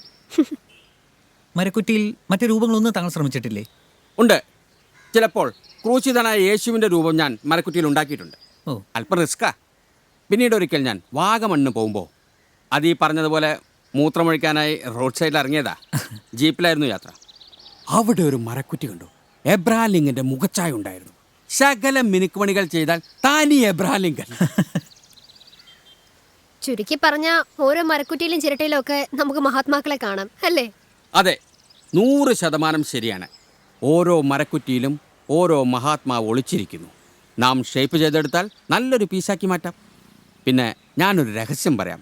അനാട്ടമി വെച്ച് നോക്കുമ്പോൾ എൻ്റെ തലയ്ക്കും മഹാത്മാവിൻ്റെ തലയ്ക്കും സാമ്യമില്ലേ?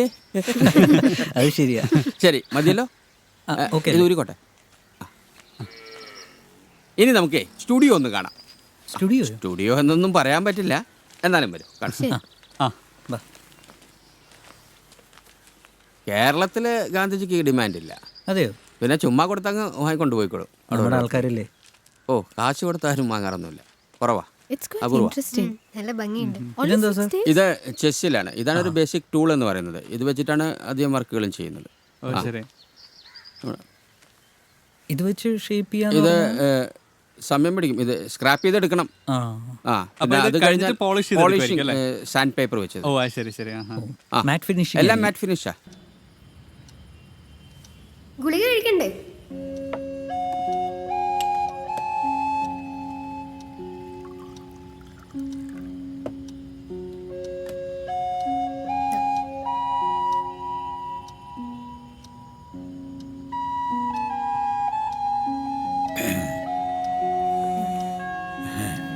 എഴുന്നേക്ക്, വാ. പതുക്കെ.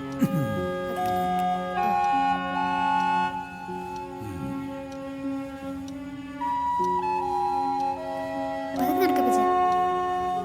കാല് തട്ടല്ലേ? അവിടെ ഇരിക്കും. സൂക്ഷിച്ച്.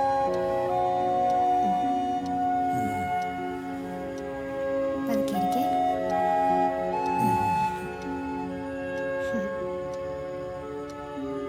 ദൈവമേ, ഈ കുഞ്ഞിൻ്റെ കഷ്ടപ്പാടുകൾ മാറ്റിത്തരണമേ. ഓരോ രാത്രി കിടക്കുമ്പോഴും പിറ്റേന്ന് എഴുന്നേൽക്കില്ല എന്നൊരു തോന്നൽ.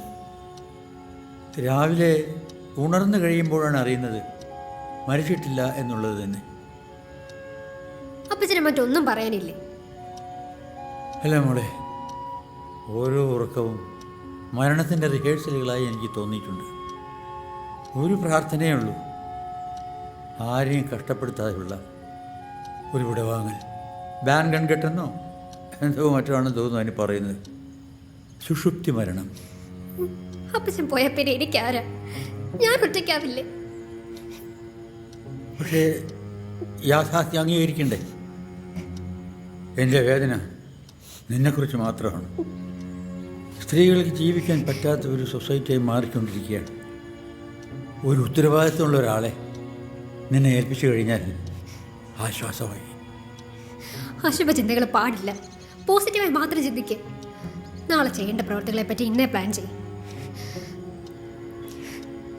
അർത്ഥരഹിതമായ ഒരാഗ്രഹമാണ് മോളെ.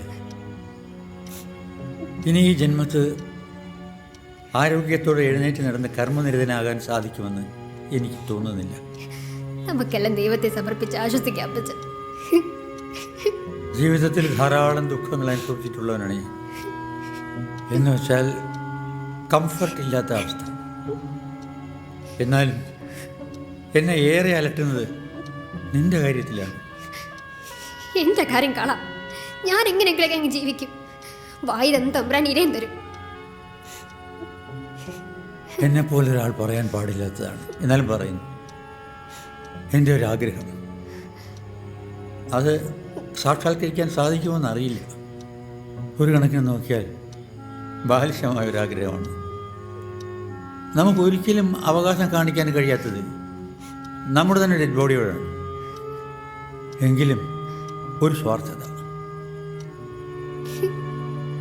നിന്റെ വല്യമ്മച്ചി അടക്കേൻ്റെ അടുത്ത്, നിന്റെ അപ്പനെയും അമ്മയും അടക്കേൻ്റെ അടുത്ത് എനിക്കൊരു കുഴിമാടം ഉണ്ടാക്കണം. അവിടെ വേണം, അവരുടെ ഇടയിൽ വേണം. എൻ്റെ ഓരോ ആഗ്രഹങ്ങളല്ലേ. ഇത്രയും പ്രായമായ ഞാൻ ഇങ്ങനെയൊന്നും പറയാൻ പാടില്ല. ഭൂമിയുടെ എല്ലാ ഭാഗങ്ങളും പവിത്രമാണ്. അപ്പച്ചൻ എന്തൊക്കെയായി പറയുന്നത്? ആർക്കറിയാം ആരാ ആദ്യം പോകുന്നതെന്ന്? ഒരു കാര്യം നമ്മുടെ നിയന്ത്രണത്തിലല്ല. അപ്പച്ചൻ പ്രാർത്ഥിച്ചിട്ട് കിടക്കാൻ നോക്കും. എന്തെങ്കിലും ആവശ്യമുണ്ടെങ്കിൽ എന്നെ വിളിച്ചാൽ മതി. ആ, ഗുഡ് നൈറ്റ്. Good night.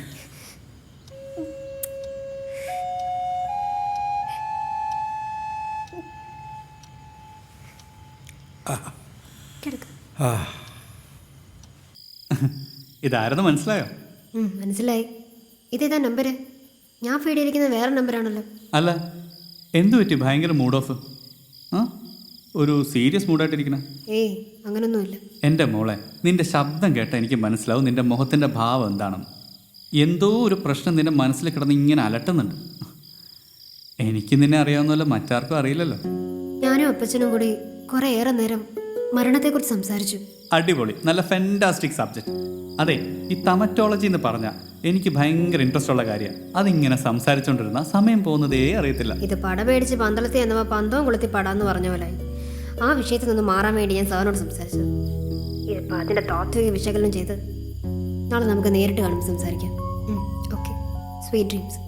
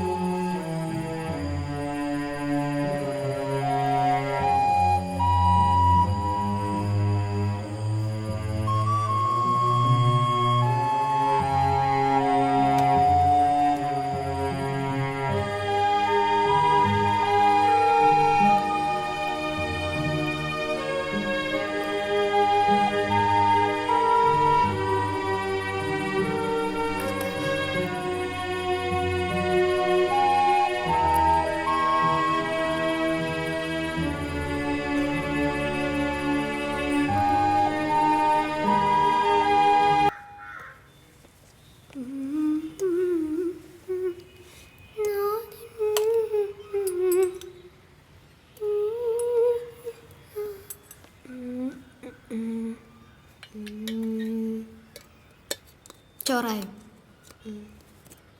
ദേ വല്ലതും കഴിച്ചോണ്ട് പോ. പേരമ്മീന്ന് ഇടത്തോടെന്നാ തോന്നുന്നത്. ഇതെന്നതാ ഇത്? ഇടിയപ്പത്തിന് തേങ്ങയൊന്നും ഇല്ലല്ലോ. അയ്യോ, ഞാൻ എവിടെ പാനാ തേങ്ങയ്ക്ക്? എനിക്ക് സിദ്ധിയൊന്നും ഇല്ലല്ലോ. അല്ലെങ്കിൽ തന്നെ ഒരു തേങ്ങയ്ക്ക് ഇപ്പൊ എന്താ വില? സ്വർണത്തിന്റെ വിലയാ. എന്നിട്ടും തേങ്ങയുടെ വില കൂട്ടണമെന്നല്ലേ നിങ്ങൾ പറയുന്നേ?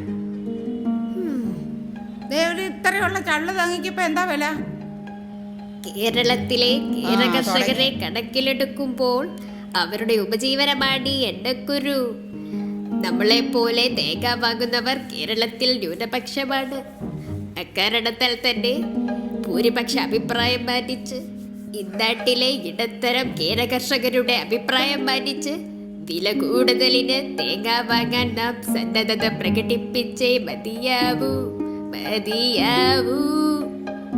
ഞാൻ എന്താ ചെയ്യുക കർത്താവേ? രാവിലെ എഴുന്നേറ്റ് ഇടത്തൂടെ ഇറങ്ങിയാന്ന് തോന്നുന്നു. ഒന്നും മിണ്ടാൻ പറ്റുകയല്ല.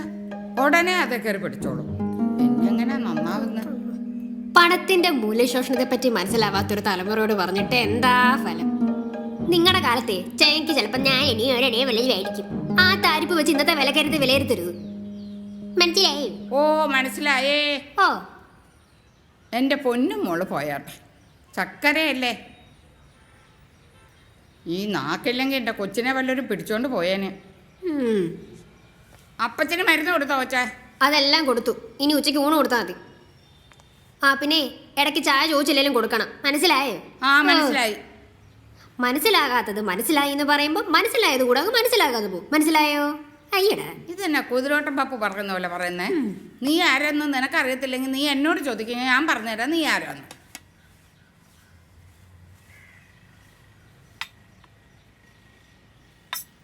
മോളെ, ഞാൻ ഇന്നാള് പറഞ്ഞ കാര്യം. എന്ത് കാര്യം? അപ്പം പറഞ്ഞ കാര്യം നമ്മൾ ഒരുപാട് കാര്യങ്ങൾ പല പല അവസരങ്ങളിലായിട്ട് പറഞ്ഞിട്ടുണ്ട്. അതിലേതാണാവോ? ഞാനേ മിനിഞ്ഞാന്നൊരു കാര്യം പറഞ്ഞില്ലയോ, ഞങ്ങളുടെ കൊച്ചുമോൻ്റെ പെമ്പിള്ളയുടെ കാര്യം, PK ബഹനാൻ്റെ. Yes, proceed.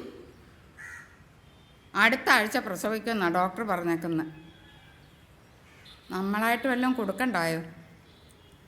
ബഹുവചനം വേണ്ട, എനിക്ക് അല്ലെങ്കിൽ ഞാൻ എന്നീ പദങ്ങൾ ഉപയോഗിച്ചാൽ മതി. തമാശ കള കൊച്ച. ഇപ്പം ആശുപത്രി ചെലവിന് തന്നെ നല്ലൊരു തുകയാകും. എന്നത്തേക്കാ പണം ആവശ്യം? ഇന്നോ നാളെയോ കിട്ടിയാൽ വലിയ ഉപകാരം. അല്ലേ പിന്നെ കീറണമെന്നാ ഡോക്ടർ പറയുന്നത്. അവളോട് പറ 2 ആഴ്ച കഴിഞ്ഞ് വെച്ചാൽ മതി. എൻ്റെ കയ്യിൽ അപ്പോഴേ കാശ് വരും. അയ്യോ, ഇതെന്നാ കൂത്തായി പറയുന്നേ. അടുത്ത ആഴ്ച പറയേണ്ട വൈറ്റുകണ്ണിയോടെ നമ്മുടെ കയ്യിൽ കാശ് വന്നിട്ട് വെട്ടാൽ മതി എന്ന് പറയണോ? ഇത് എന്തൊരു കൂത്താ ഇത്. അതെ, കൊച്ചിൻ്റെ കയ്യിൽ പൈസ ഇല്ലെങ്കിൽ വല്ലതും പണയം വെക്കാനെങ്കിലും ഉണ്ടാവുമോ? ഇതാണെങ്കിലും മതി. എൻ്റെ കയ്യിൽ കാശ് കിട്ടുമ്പോൾ പണയം എടുത്താൽ മതിയല്ലോ. ഓ, ആ പൂതി എങ്ങനെ മനസ്സിൽ വെച്ചാൽ മതി. ആ കൂടെ എൻ്റെ കഴുത്തെ കിടന്ന് ഞരന്തായത്. ഇത് ഞാൻ ഒരു ആഭരണമായിട്ടല്ല ധരിക്കുന്നത്. അപ്പം ചെന്നാൽ സംഭവിച്ചാൽ ഒരു അത്യാവശ്യത്തിന് ആശുപത്രി കൊണ്ടുപോകണേല് ആ കൂടെ അവശേഷിക്കുന്ന ഇതാ. ഇപ്പം ഇതെടുത്ത് പണയം വെച്ചാൽ പെട്ടെന്ന് അപ്പം എന്തെങ്കിലും പറ്റിയ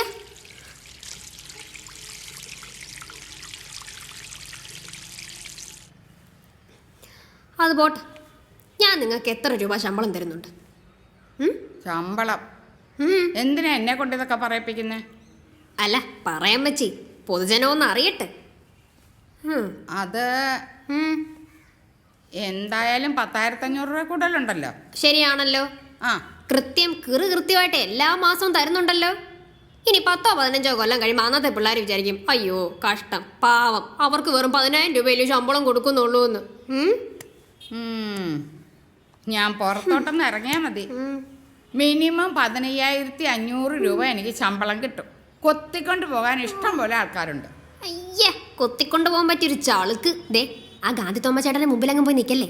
അങ്ങേര് വല്ല മരക്കുറ്റി ഷേപ്പ് ചെയ്ത് അന്നമകസിന്റെ പ്രതിമയാക്കി അങ്ങ് നിർത്തും. അങ്ങേരെ മഹാത്മാരില്ലാതെ വിഷമിച്ചിരിക്കുക. പ്രത്യേകിച്ച് ഇതുപോലത്തെ ചളങ്ങിയ മുഖമുള്ള മഹാത്മാക്കൾ. എന്നാ പുറത്തോട്ടിറങ്ങി ആരോടെങ്കിലും കൊച്ചൊന്ന് ചോദിച്ചു നോക്ക്. വീട്ടു ജോലിക്കാർക്ക് ഓരോരുത്തരെന്തോ ശമ്പളം കൊടുക്കുന്നുണ്ടെന്ന്. ഇങ്ങോട്ട് നോക്ക്. സർവ്വ ചെലവും കഴിഞ്ഞ് 15,500 രൂപ എണ്ണി കൊടുക്കും. കാണണോ? പിന്നെ ക്രിസ്മസ്, ഈസ്റ്റർ, അതും ഇതുമൊക്കെ വന്നു കഴിഞ്ഞാൽ മുണ്ട്, ചട്ട, കവണി, ഇതൊക്കെ വേറെ. ഞാൻ പറയാമെന്ന് വിചാരിക്കല്ലേ. പറയാന്നുള്ളത് പിന്നെ എന്നാ വിചാരിക്കണം? ഞാനിവിടെ വന്നേ പിന്നെ എത്ര ചട്ട വാങ്ങി തന്നിട്ടുണ്ട്, എത്ര കവണി വാങ്ങി തന്നിട്ടുണ്ട്.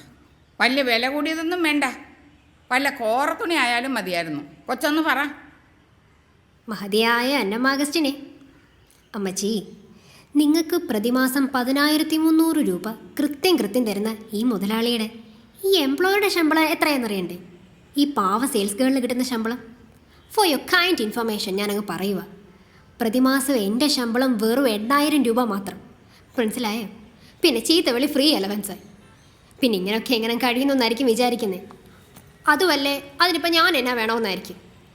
എന്നാലും ഞാൻ അമ്മച്ചിയോട് അങ്ങ് പറയുക, വെറും 8,000 രൂപ ശമ്പളമുള്ള ഞാനാണ് 10,000 രൂപയ്ക്ക് മറ്റൊരാളെ ശമ്പളത്തിന് വെച്ചിരിക്കുന്നത്. നിങ്ങൾക്ക് ശമ്പളം തരാൻ മാത്രം പ്രതിമാസം ഒപ്പച്ചന് കിട്ടുന്ന സ്വാതന്ത്ര്യ സമര സേനയുടെ പെൻഷൻ ഇന്നും എടുക്കുന്നുണ്ട്. ബാക്കി കൊണ്ടാ ഈ വീട്ടിലെ ചെലവും അപ്പച്ചൻ്റെ മരുന്നും എല്ലാം മേടിക്കുന്നേ. ഇതൊന്നും ഞാൻ ആരോടും പറയാറില്ല. പറയണ്ടെന്ന് വെച്ചാൽ നിങ്ങൾ സമ്മതിക്കുകയല്ല. എനിക്കറിയാം അമ്മച്ചി, ഞാൻ നിങ്ങൾക്ക് തരുന്ന തുക വളരെ ചെറുതാണ്. അമ്മച്ചി വേറെ എവിടെയെങ്കിലും പോയാൽ ചിലപ്പോൾ 15,000 രൂപയെങ്കിലും ശമ്പളം കിട്ടും. ഗൾഫിൽ പോയാൽ ചിലപ്പോൾ 1,00,000 രൂപ കിട്ടും. അമേരിക്കയിലോ ജർമ്മനിയിലോ പോയാൽ ചിലപ്പോൾ തുക കൂടും. പക്ഷെ അത് തരുന്നവന് മാസം 10-15 ലക്ഷം രൂപ പ്രതിമാസ വരുമാനം കാണും. എനിക്ക് എൻ്റെ ശമ്പളം മുഴുവൻ തന്നാലും തീരില്ല, തികയില്ല. തൽക്കാലം നിങ്ങളെ മറ്റൊരിടത്തേക്ക് വിടാനും സാധ്യമല്ല. ഒരു പക്ഷേ ഇതിൻ്റെ സ്വാർത്ഥതയാകാം. അമ്മച്ചി, ഈ വലിയ വീടും പടപ്പരപ്പൊക്കെ കാണുമ്പോൾ വിചാരിക്കും, കണ്ടാത്തൊന്നും വലിയ പണക്കാരിയാണ്. ഒപ്പനും അമ്മയും ഉണ്ടാക്കി തന്നൊരു ബാധ്യതയായിട്ട് എനിക്കത് തോന്നിയിട്ടുള്ളൂ. ഞാൻ പോവാം അമ്മച്ചി.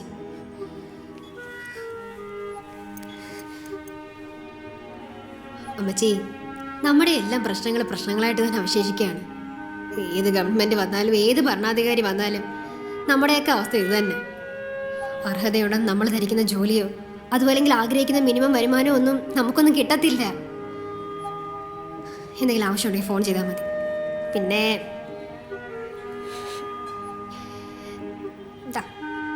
എൻ്റെ ഈ മാല കൊണ്ട് പരിഹരിക്കാവുന്ന പ്രശ്നമാണെങ്കിൽ ഇങ്ങോട്ട് കാണിക്കും. വേണ്ട മോളെ, ഇത് വെച്ചോ, ഞാൻ തൽക്കാലം ആവശ്യം നടക്കട്ടെ.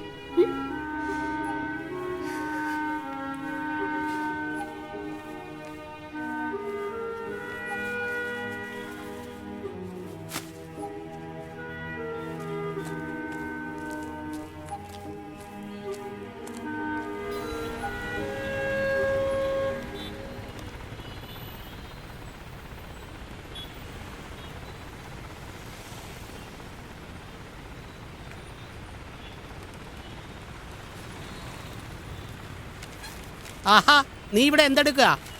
വായിച്ചുകൊണ്ടിരിക്കുകയാണോ? പാവം, കൊള്ളാം. വായനാശീലം വളരെ നല്ലത് തന്നെ. നമ്മുടെ ഈ ഗവൺമെൻറ് തന്നെ വായനയെ പ്രോത്സാഹിപ്പിക്കാൻ ധാരാളം പണം ചെലവഴിക്കുന്നുണ്ട്. ആ, കൊള്ളാമല്ലോ. ഇതിവിടെ ഇരിക്കട്ടെ, ആവശ്യമുള്ളപ്പോൾ എടുത്താൽ മതി. കയ്യിലിരുന്നാൽ റേഡിയേഷൻ കൂടും, ചെവിയിൽ വെച്ചാൽ ബ്രെയിനൊക്കെ കേടാ. കണ്ടോ, ഈയിടെ ഫേസ്ബുക്കിൽ കണ്ടില്ലേ? നിനക്കറിയാമല്ലോ ഫേസ്ബുക്ക്. ആ, നമ്മുടെ ഇവിടെ വിൽക്കാൻ വെച്ചിരിക്കുന്ന അല്ല, FB. ആ, അത് പോട്ടെ. എന്താ നിന്റെ പേരെന്ന് പറഞ്ഞത്? വിമല. ഛേ, കളഞ്ഞ്. വിമല. അത് വല്ല നായർ പെൺപിള്ളേർക്ക് ഇടാവുന്ന പേരാ. നിന്റെ മുഖം ഒന്ന് കാണട്ടെ. നീ മാക്സിമം ഒരു ഏലിയാമ്മ വരെ പോയാൽ മതി, അല്ലെങ്കിൽ ശോശാമ്മ. എന്താടി ഇത്? എന്താ ഇതെന്ന്? ഓ, മാതൃഭൂമി ആഴ്ച പതിപ്പ്. ഇതെന്തിനാ ഇവിടെ വെച്ചിരിക്കുന്നതെന്ന് അറിയാവോ? നിന്നെ ശമ്പളം തന്ന് ജോലിക്ക് വെച്ചിരിക്കുന്നതേ എന്തിനാന്നാ വിചാരം? മാസിക വായിക്കാനല്ല, അതും ഓസിന്. സർ, ഞാൻ സാറെന്ന് വിളിച്ച് എൻ്റെ വീര്യം കെടുത്തരുത്.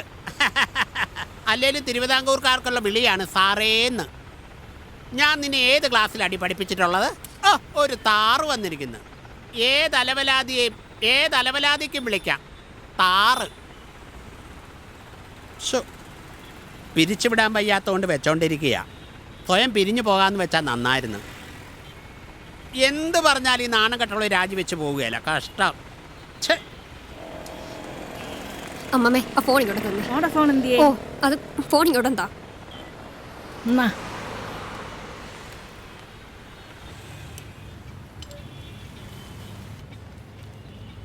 സാറിനൊരു ഫോണുണ്ട്, HODയുടെ റൂമിലാണ്. ഒരു മിനിറ്റ്, ഇതാ വരും. ഒരു കുഴപ്പം.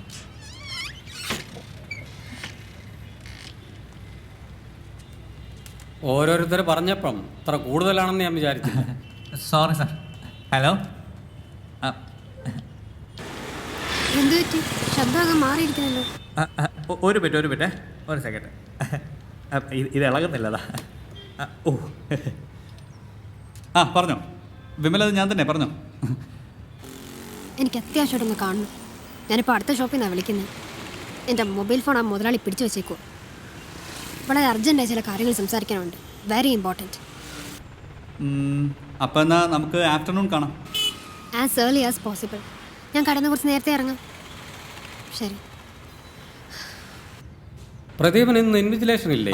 നെക്സ്റ്റ് സെക്ഷനാ സാർ. ശരി, ഓക്കെ. ഓരോ വട്ട് കേസ്.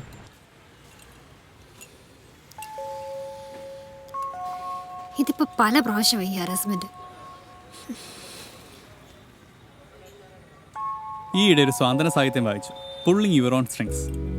അതിൻ്റെ ഒരു ഭാഗത്ത് പറയുന്നുണ്ട്, you get treated the way you teach others to treat you. നമ്മളോട് എപ്രകാരം പെരുമാറണമെന്ന് നമ്മൾ മറ്റുള്ളവരെ പഠിപ്പിക്കുന്നു. It's not a solution. You see, പല യൂറോപ്പിനും അമേരിക്കനും പുസ്തകങ്ങൾ വായിച്ചിട്ട് കാര്യങ്ങളെ ജനറലൈസ് ചെയ്യരുത്. ഇവിടുത്തെ ചുറ്റുപാടും അവിടുത്തെ ചുറ്റുപാടും തമ്മിൽ വലിയ അന്തരമുണ്ട്. അമേരിക്കൻ സെറ്റപ്പ് ആണെങ്കിൽ ഈ ജോലി രാജിവെച്ചിട്ട് കുറച്ചുകൂടി ആകർഷകമായ മറ്റൊരു ജോലി തേടൂ എന്നും കൂടെ അയാൾ എഴുതി കാണും. അതുപോലല്ല ഇവിടുത്തെ ജീവിതം. ഞാനൊരു ബാധ്യതയായിട്ട് അയാൾക്ക് തോന്നുന്നുണ്ടാവും. ഞാൻ രാജിവെച്ച് പോകാൻ അയാൾ ആഗ്രഹിക്കുന്നുണ്ട്. എൻ്റെ നിസ്സഹായത ഈ ഘട്ടത്തിലൊരു രാജി, ഐ കാണ്ട് അഫോർഡ് ഇറ്റ്. പല പ്രാവശ്യം ഞങ്ങളുടെ അമ്മച്ചി ചോദിച്ചു. ആര്? മിസ് അടത്തുവേ? അതെ, അമ്മച്ചി ചോദിച്ചു കൊച്ചൻ തന്നെ ജോലിക്ക് പോകുന്നതെന്ന്. ഞങ്ങൾ തമ്മിൽ ഇത്തിരി വാക്ക് തർക്കം ഉണ്ടായി. എൻ്റെ മാല ഊരി കൊടുക്കേണ്ടി വന്നു. തന്നെ കണ്ടപ്പോഴേ എനിക്ക് തോന്നി മാല ഒരു വെച്ച് ഇങ്ങനെ നടക്കാറില്ലല്ലോ, പിന്നെ ചോദിക്കാഞ്ഞത് തന്നെ വിഷമിപ്പിക്കേണ്ടെന്ന് കരുതിയാ. It's all right. അപ്പം ഞാൻ പറഞ്ഞു വന്ന കാര്യം, അമ്മച്ചി ചോദിച്ചു കൊച്ചൻ തന്നെ ജോലിക്ക് പോകുന്നതെന്ന്. ഞാൻ പറഞ്ഞു നിങ്ങൾക്ക് ശമ്പളം തരാനാന്ന്. അതിലും ഭേദം അപ്പച്ചനെ നോക്കി ഇവിടെ തന്നെ നിന്ന ഉള്ള പെൻഷൻ കാശ് കൊണ്ട് 2 പേർക്ക് സുഭിക്ഷമായിട്ട് കഴിയാം. എനിക്കത് അറിയാൻ വയ്യാഞ്ഞിട്ടല്ല, പക്ഷെ ഇപ്പം ഞങ്ങൾക്കൊരു തുണ വേണം. I know it. പക്ഷേ എനിക്ക് അറിയില്ല ഞാൻ എങ്ങനെയാ തന്നെ സഹായിക്കേണ്ടതെന്ന്. എനിക്കും അറിയില്ല, എന്ത് പറയണമെന്നും അറിയില്ല. എനിക്ക് മനസ്സിലാവുന്നുണ്ട് വിമല. എന്നെ സംബന്ധിച്ച് നോക്കിയാൽ എൻ്റെ ഏറ്റവും വലിയ ആഡംബരമായ സ്വകാര്യ സ്വത്ത് എൻ്റെ ഏകാന്തത. അതെനിക്ക് നഷ്ടപ്പെട്ടേക്ക്. എന്നാലും സംഹൗ ഐ ക്യാൻ അഡ്ജസ്റ്റ്. അഡ്ജസ്റ്റ്മെന്റിന്റെ പ്രശ്നം ഉദിക്കുന്നേയില്ല. കുറേയേറെയെങ്കിലും എനിക്ക് തുറന്നു പറയാൻ കഴിയുന്ന ഒരു കമ്പാനിയൻഷിപ്പ് സാറിൽ നിന്നും കിട്ടുന്നുണ്ട്. ഒരുപക്ഷെ ഈ കമ്പാനിയൻഷിപ്പ് ആയിരിക്കും വിവാഹം. പിന്നെ എനിക്കിപ്പോൾ ഒരു വിവാഹ ജീവിതം സ്വപ്നം കാണാൻ പോലും കഴിയില്ല. അതിരൂക്ഷമായ സാമ്പത്തിക പ്രതിസന്ധികളും പ്രശ്നങ്ങളും കാരണം എൻ്റെ മനസ്സിലെ ആ നനനനത്തെ വികാരങ്ങളെല്ലാം ഉണങ്ങിക്കരിഞ്ഞു പോയി. ഒരു നിശ്ചിത ഫോർമുലയ്ക്കനുസരിച്ച് ജീവിക്കുകയാണ്. എന്തെങ്കിലും തരത്തിലൊരു ഇംബാലൻസ് ഉണ്ടായാൽ മതി. അപ്പച്ചൻ അസുഖം ഒന്ന് കൂടിയ, ഞാൻ ഒരു സാരി വാങ്ങിയ, ആ ഫോർമുല ആകെ തെറ്റും. യു സി, ഈയിടെ ഒരു മിൽക്ക് ഷേക്ക് കഴിച്ചു. അതിൻ്റെ കുറ്റബോധം ഇതുവരെ മാറിയിട്ടില്ല. ഓ നോ, ഇങ്ങനൊന്നും പറയല്ലേ. അറിയാതെ പറഞ്ഞു പോയതാ. ഈ സെറ്റപ്പ് മാറുമ്പം എല്ലാം നേരെയാവും അല്ലേ? ക്രിസ്ത്യാനിയാണെന്നും പറഞ്ഞ് അപ്പച്ചനെ കമ്മ്യൂണിസ്റ്റുകാരെ പുറത്താക്കി. കമ്മ്യൂണിസ്റ്റാണെന്നും പറഞ്ഞ് ക്രിസ്ത്യാനികളും. ഒരു തരത്തിൽ പറഞ്ഞ ഒരു വിഷ്ഫുൾ തിങ്കിങ്. അത് വിട്, നമുക്ക് മറ്റു വല്ലതും സംസാരിക്കാം. ഞാൻ ഇതുവരെ ഒന്നായിരുന്നു മലങ്കരയിലെ മാർത്തോമ നസ്രാണികൾ. എന്നാൽ പോർച്ചുഗീസുകാരുടെ വരവോടുകൂടി ഈ സ്ഥിതിക്ക് മാറ്റം വന്നു. മലങ്കര സഭയെ റോമവൽക്കരിക്കുവാൻ അവർ കഠിനമായി പരിശ്രമിച്ചു. ഇത് കടുത്ത ഭിന്നതകൾക്കിടയാക്കി. എന്നാൽ അധികാരം കയ്യിലിരുന്ന പോർച്ചുഗീസുകാർക്ക് മലങ്കര സഭയെ കീഴടക്കുവാൻ കഴിഞ്ഞു. 1599 ഉദയംപേരൂർ സുന്നഹദോസ് മലങ്കര സഭയുടെ ലത്തീൻവൽക്കരണം പൂർത്തിയാക്കി. അതുവരെ നിലനിന്നിരുന്ന പേർഷ്യൻ സഭാബന്ധം നിർത്തലാക്കി. പേർഷ്യയിലെ കത്തോലിക്കയുടെ സ്ഥാനത്ത് റോമിലെ പാപ്പായെ പ്രതിഷ്ഠിച്ചു. പൗരസ്ത്യ സുറിയാനിക്ക് പകരം ലാറ്റിൻ ആരാധനാ ഭാഷയാക്കി. അങ്ങനെ മലങ്കരയിലെ പല പാരമ്പര്യങ്ങളും പുസ്തകങ്ങളും നശിപ്പിക്കപ്പെട്ടു. എന്നാൽ മനസ്സിൽ കാത്തുസൂക്ഷിച്ച പൈതൃകം അവസരം ലഭിച്ചപ്പോൾ വീണ്ടെടുക്കുവാൻ മലങ്കര നസ്രാണികൾ ശ്രമിച്ചതാണ് 1653 കൂരൻ കുരിശ് സത്യം. വികാരം കുറച്ച് കാര്യത്തിന് പ്രാധാന്യം കൊടുത്ത് വേണം വാക്കുകൾ പ്രയോഗിക്കാൻ. വസ്തുതകൾക്ക് ഒരു നിഷ്പക്ഷത വേണം. അല്ല, ഞാനൊരു വികാരജീവിയാണെന്നാണോ സാറ് പറയുന്നത്? സഭാവിശ്വാസികളെ പിടിച്ചെടുത്തണമെങ്കിൽ വികാരം വേണം, അല്ലെങ്കിൽ ഒരു മറുകണ്ടം ചാടിപ്പോവും. മറ്റവർ പറയുന്നത് ശരിയെന്ന് തോന്നും. അല്ല, ഈ യുദ്ധമൊക്കെ എന്തിനു വേണ്ടിയാണെന്നാണ് ഞാൻ ആലോചിക്കുന്നത്. വീണ്ടും പഴയത് ആവർത്തിച്ചുകൊണ്ടിരിക്കുന്നു. ഇന്നത്തെ പ്രവൃത്തി നാളത്തെ ചരിത്രമായി പിൻതലമുറ വ്യാഖ്യാനിക്കും. പിന്നെ അധികാരത്തിന് വേണ്ടി പരസ്പരം മത്സരിക്കുമ്പോൾ ക്രിസ്തു പള്ളി വിട്ടു പോകുന്നു. നീ എവിടെയായിരുന്നു കൊച്ചേ? ഒരു ചെറിയ ജോലി ഉണ്ടച്ചു. അതെ, സഭാപ്രവർത്തനങ്ങളിൽ കൂടുതൽ വ്യാപൃതയാവണം. പള്ളിയിലൊട്ടൊന്നും കാണാറില്ലല്ലോ. ശരിയാ, കുറേ നാളായി ഞാൻ അങ്ങോട്ടൊക്കെ വന്നിട്ട്. കഴിഞ്ഞ ധൂവപ്രാർത്ഥനയുടെ അന്ന് അവസാനമായിട്ട് വന്നത്. എന്ന് വെച്ചാൽ 50 നോമ്പിൻ്റെ തലേ ഞായറാഴ്ച പൂർവികരുടെ കല്ലറയ്ക്കലുള്ള ഓർമ്മ പ്രാർത്ഥനയെ. എനിക്കാണെങ്കിൽ ഒരുപാട് പേരെ ഓർക്കാനും ഉണ്ടല്ലോ. പിന്നെന്താ അങ്ങോട്ടൊന്നും കാണാഞ്ഞേ? ആരെങ്കിലും വിലക്കൽപ്പിച്ചിട്ടുണ്ടോ? അന്നത്തെ വീഴ്ചയുടെ വേദന ഇന്നും മാറിയിട്ടില്ല അച്ചു. ഓടുവല്ലായിരുന്നു ജീവനും കൊണ്ട്. കുറഞ്ഞത് 2-3 ഇടത്തെങ്കിലും വീണ് കാണും. മണ്ടി പേടിച്ചോടി. അവിടെ നിന്ന് അടിക്കണ്ടായിരുന്നോ? നമ്മുടെ പിള്ളേർ വടിവാളുമായി എത്തി അവരെ ഓടിച്ചത് കണ്ടില്ലേ? നൂറ്റാണ്ടുകൾക്ക് മുമ്പ് മരിച്ചുപോയവരെ ഓർക്കാൻ, ഓർമ്മ പ്രാർത്ഥന നടത്താൻ എല്ലാവർക്കും അവകാശമില്ലേ? ഉണ്ട്. വീതം വെപ്പ് കഴിഞ്ഞപ്പോൾ സെമിത്തേരി നമുക്കായി കണക്കായിപ്പോയി. അവർ പുത്തമ്പള്ളിയും ശവക്കോട്ട ഉണ്ടാക്കിയപ്പോൾ മരിച്ചവരെ അങ്ങോട്ട് മാറ്റാൻ പറ്റില്ലല്ലോ. അവസാനം ആർഡിയും പോലീസൂടെ വന്ന് 2 കൂട്ടരെയും പ്രത്യേകം പ്രാർത്ഥിപ്പിച്ചു. ഇപ്പൊ ഗീവർഗീസ് സഹതയുടെ ഓർമ്മ പെരുന്നാളിലാണ് റാസം നടത്തണേല് 2 സമയത്തല്ലേ വെക്കൂ, അതും ആർഡിയോടെ സാന്നിധ്യത്തിൽ. കഴിഞ്ഞ പ്രാവശ്യത്തെ റാസടന്ന് പോയപ്പോൾ അട്ടി വീണു എന്ന് ഞാൻ വിചാരിച്ചത്. എന്തായാലും ഭാഗ്യത്തിനൊന്നും സംഭവിച്ചില്ല. ഇപ്പൊ പള്ളി പോയാലും അല്ലെങ്കിലും പള്ളിയുടെ പേരിൽ ആരും തമ്മി തലയിലെന്ന് പ്രാർത്ഥനയുള്ളൂ. അവനവന്റെ കാര്യം ഒന്ന് വന്ന് പ്രാർത്ഥിക്കാൻ പോലും പറ്റാത്ത അവസ്ഥ. പള്ളിക്കാര്യവും അവനവൻ്റെ കാര്യമാണെന്ന് ഓർത്താൽ മതി.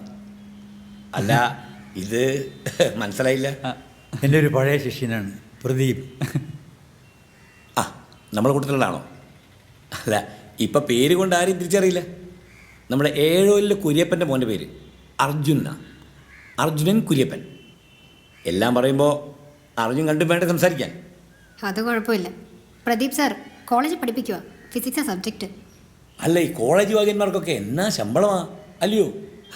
എന്നാൽ അതിനൊക്കെ കാര്യമുണ്ടോ? അതൊട്ടില്ല താൻ. എല്ലാവരെയും അടച്ച് ആക്ഷേപിക്കരുത്. ഈവൻ സഭാതർക്കത്തിലും ഏതെങ്കിലും ഒരു ചെറിയ എലിമെൻ്റ് മോശക്കാരായി അല്ലെങ്കിൽ അക്രമോത്സുകരായി എന്ന് വരാം. എന്ന് വെച്ച് ഒരു സഭയെ മുഴുവൻ അടച്ച് ആക്ഷേപിക്കരുത്.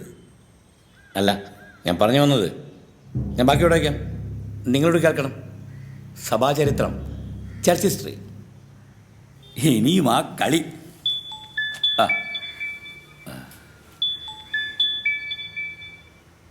ഹലോ. ആ, ഞാനേ അലക്സാണ്ടർ സാറിൻ്റെ അടുത്തിരിക്കുക. ഇല്ല, തീർന്നില്ല. ആ, അത് ശരി. ആ, ഞാൻ വരുന്നു. ആ, കൊച്ചമ്മയാ, ഇളയ കൊച്ചന് വലിവിൻ്റെ സുഖം, ഡോക്ടറെ കാണിക്കാൻ പോവാം. പുള്ളിക്കാരി ബസ്കേമ അസോസിയേഷൻ സെക്രട്ടറിയാണ്. അവർ പെണ്ണുങ്ങൾ കുറേ പേരുണ്ട്, നമ്മുടെ കൂട്ടൊന്നുമല്ല, വളരെ സ്ട്രോങ്ങാണ്. സാറേ, ഞാനൊന്ന് ഇറങ്ങുക. ശരി, നാളെ കൂടെ സാർ ഞാനൊന്ന് ബുദ്ധിമുട്ടിച്ചേക്കും. എന്നാൽ പിന്നെ നമുക്കൊന്ന് പ്രാർത്ഥിച്ചേച്ച് പോകാം. ആയിക്കോട്ടെ. പിതാവിനും പുത്രനും പരിശുദ്ധരുമായിരിക്കും സ്തുതി. ആദ്യം മുതൽ ഇന്നേക്കും തന്നെ ആമേൻ. തൻ്റെ സ്തുതികളാൽ ആകാശവും ഭൂമിയും നിറയപ്പെട്ടിരിക്കുന്നവനായ ബലവാനായ ദൈവം തമ്പുരാൻ പരിശുദ്ധൻ പരിശുദ്ധൻ പരിശുദ്ധൻ, ഉന്നതങ്ങളിൽ സ്തുതി. ദൈവമായ കർത്താവിന്റെ തിരുനാമത്തിൽ വന്നവനും വാഴ്ത്തപ്പെട്ടവനാകുന്നു. ഉയരങ്ങളിൽ സ്തുതി. ദൈവമേ, നീ പരിശുദ്ധനാകുന്നു. ബലവാനേ, നീ പരിശുദ്ധനാകുന്നു. മരണമില്ലാത്തവനേ, നീ പരിശുദ്ധനാകുന്നു. ഞങ്ങൾക്ക് വേണ്ടി ക്രൂശിൽ പഠിപ്പിച്ചാകുരാനേ.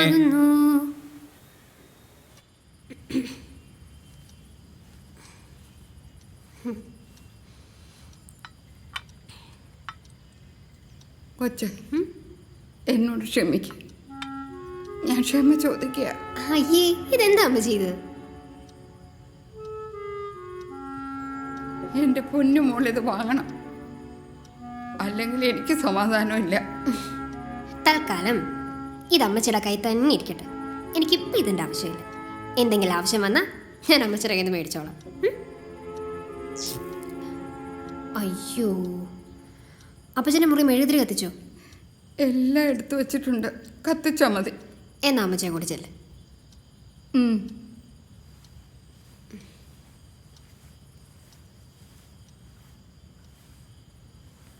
അവിടെ വെട്ടമുണ്ടോ അപ്പച്ച? ആ,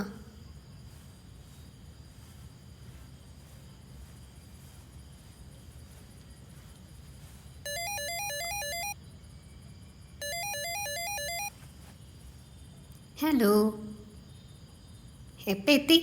അല്ല, ഇപ്പം മൂക്ക് ഫ്രീ ആണല്ലോ അല്ലേ?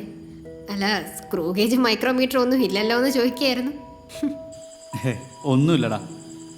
അതെ, ഞാനിങ്ങനെ പലപ്പോഴും ആഗ്രഹിക്കുമായിരുന്നു കണ്ണുകൾക്കുള്ള പോലത്തെ കൺട്രോൾ നമ്മുടെ പഞ്ചേന്ദ്രിയങ്ങൾക്കെല്ലാം ഉണ്ടായിരുന്നെങ്കിലും. എന്ന് വെച്ചാ നമ്മുടെ ഈ കൺപോളകൾ അടച്ച് നമുക്ക് കാണാൻ പാടില്ലാത്തതും കാണാൻ ആഗ്രഹിക്കാത്തതും ഒക്കെ നമുക്ക് കാണാതിരിക്കാം. അതേപോലെ നമ്മുടെ ചെവികൾക്ക് ആവശ്യമില്ലാത്ത ഒന്നും കേൾക്കാതിരിക്കാനും മൂക്കിന് ആവശ്യമില്ലാത്ത ഒന്നും മണപ്പിക്കാതിരിക്കാനും കഴിവുണ്ടായിരുന്നെങ്കിൽ എത്ര നന്നായിരുന്നു. അതിനൊക്കെ കൂടിയാണ് ദൈവം നമുക്ക് കൈകൾ തന്നിരിക്കുന്നത്. ഇനി അഥവാ സാർ ആഗ്രഹിക്കുന്ന പ്രകാരമാണെങ്കിൽ തന്നെ അത്തരത്തിലുള്ള നിയന്ത്രണങ്ങൾ ക്രമേണ സാധ്യമായേക്കും. ഈ കമ്പ്യൂട്ടർ ചിപ്പ് പോലെ നമ്മളെ കൺട്രോൾ ചെയ്യുന്ന ഒരു സോഫ്റ്റ്വെയർ ഉണ്ടാകും. അതിൻ്റെ ഈ മുഴുവൻ കൺട്രോളും നമ്മുടെ കയ്യിൽ തന്നെ ആയിരിക്കും. എന്തായാലും അതിമോഹമാണ് മോനെ ദിനേശ, അതിമോഹം. അങ്ങനെ ഒരു പരിണാമം ഞാൻ പ്രതീക്ഷിക്കുന്നുണ്ട്. ഫ്രം ഏപ്പ് ടു മാൻ, അത് കഴിഞ്ഞാൽ മാൻ ടു സൂപ്പർമാൻ, അല്ലെങ്കിൽ man to god man. Anyway, let's be optimistic. ഞാൻ ആകെ അസ്വസ്ഥയാണ്, കറണ്ടും ഇല്ല, എനിക്കാകെ ദേഷ്യം വരുന്നു. നമ്മുടെയൊക്കെ ദേഷ്യത്തിൻ്റെ കൺട്രോൾ ഇപ്പോൾ മറ്റുള്ളവരുടെ കയ്യിലാണല്ലോ അല്ലേ? നമ്മെ നയിക്കുന്ന വികാരങ്ങളുടെ റിമോട്ട് കൺട്രോൾ മറ്റുള്ളവരുടെ കയ്യിലാണല്ലോ. അതെ, നമുക്ക് ദേഷ്യം വരാൻ കാരണം എന്താ? മറ്റുള്ളവരുടെ പ്രവൃത്തികളല്ലേ. തുടങ്ങി. ഞാൻ എന്തോ പറഞ്ഞാലും വ്യാഖ്യാനങ്ങളും അർത്ഥം തേടലും. ഇങ്ങനെ പോയാലേ എന്തോ സംഭവിക്കാൻ എനിക്ക് നല്ല പേടിയുണ്ട്. Don't be serious. മലയാളികളെ സംബന്ധിച്ചിടത്തോളം നിശ്ചിത സമയത്ത് കറണ്ട് പോയില്ലെങ്കിലേ അത്ഭുതപ്പെടാറുള്ളൂ. പവർ കട്ട് ഇപ്പോൾ നമ്മുടെ ലൈഫിന്റെ ഭാഗമാണല്ലോ. അപ്രകാരം ഒരു പ്രതിഭാസമായിരുന്നെങ്കിൽ അതിനെ പ്രകൃതി സഹജം എന്ന് പറഞ്ഞ് നമ്മളെഴുതി തള്ളിയേനെ. ഇവിടെ പ്രശ്നം മിസ്മാനേജ്മെന്റ് ആണ്, അല്ലാതെ പ്രൊഫഷൻസിയുടെ എഫിഷ്യൻസിയുടെ പ്രശ്നമല്ല. പേഴ്സണൽ മാനേജ്മെന്റിന്റെ കഴിവില്ലായ്മ ഇവിടുത്തെ ഏറ്റവും വലിയ ദുരന്തം അത് തന്നെ. ഒരു വിധത്തിൽ പറഞ്ഞ ജനാധിപത്യത്തിന്റെ പാളിച്ച. അത് കള. എപ്പോ വീട്ടിലെത്തി? പുളിക്കുന്നേ സാർ എന്നെ ഡ്രോപ്പ് ചെയ്തിരുന്നു.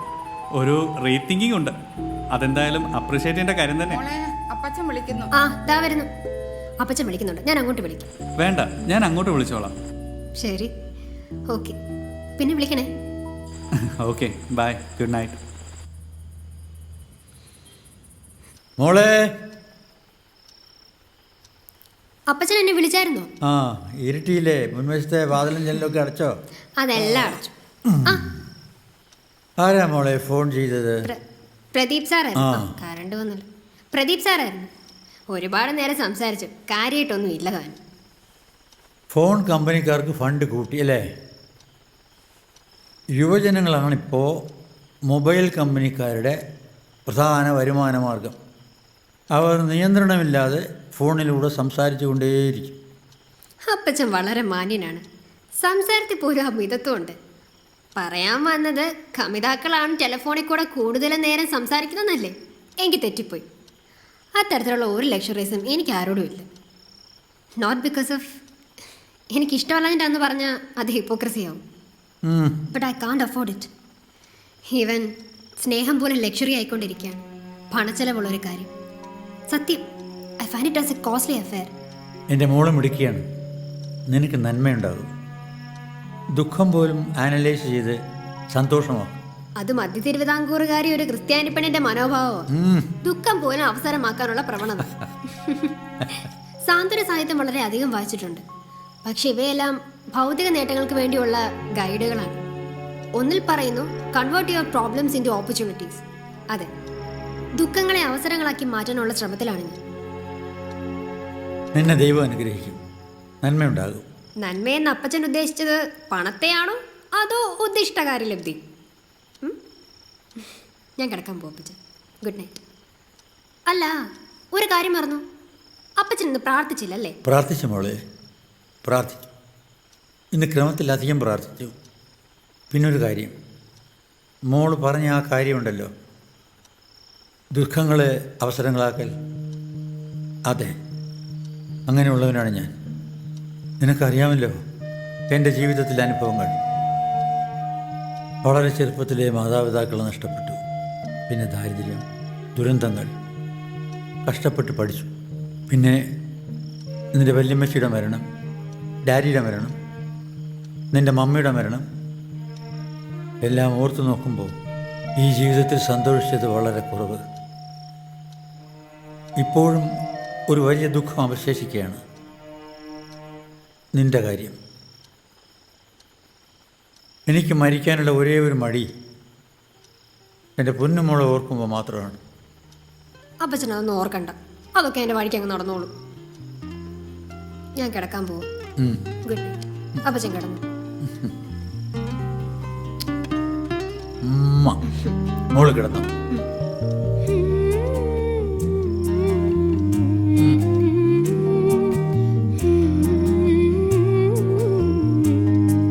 Good night.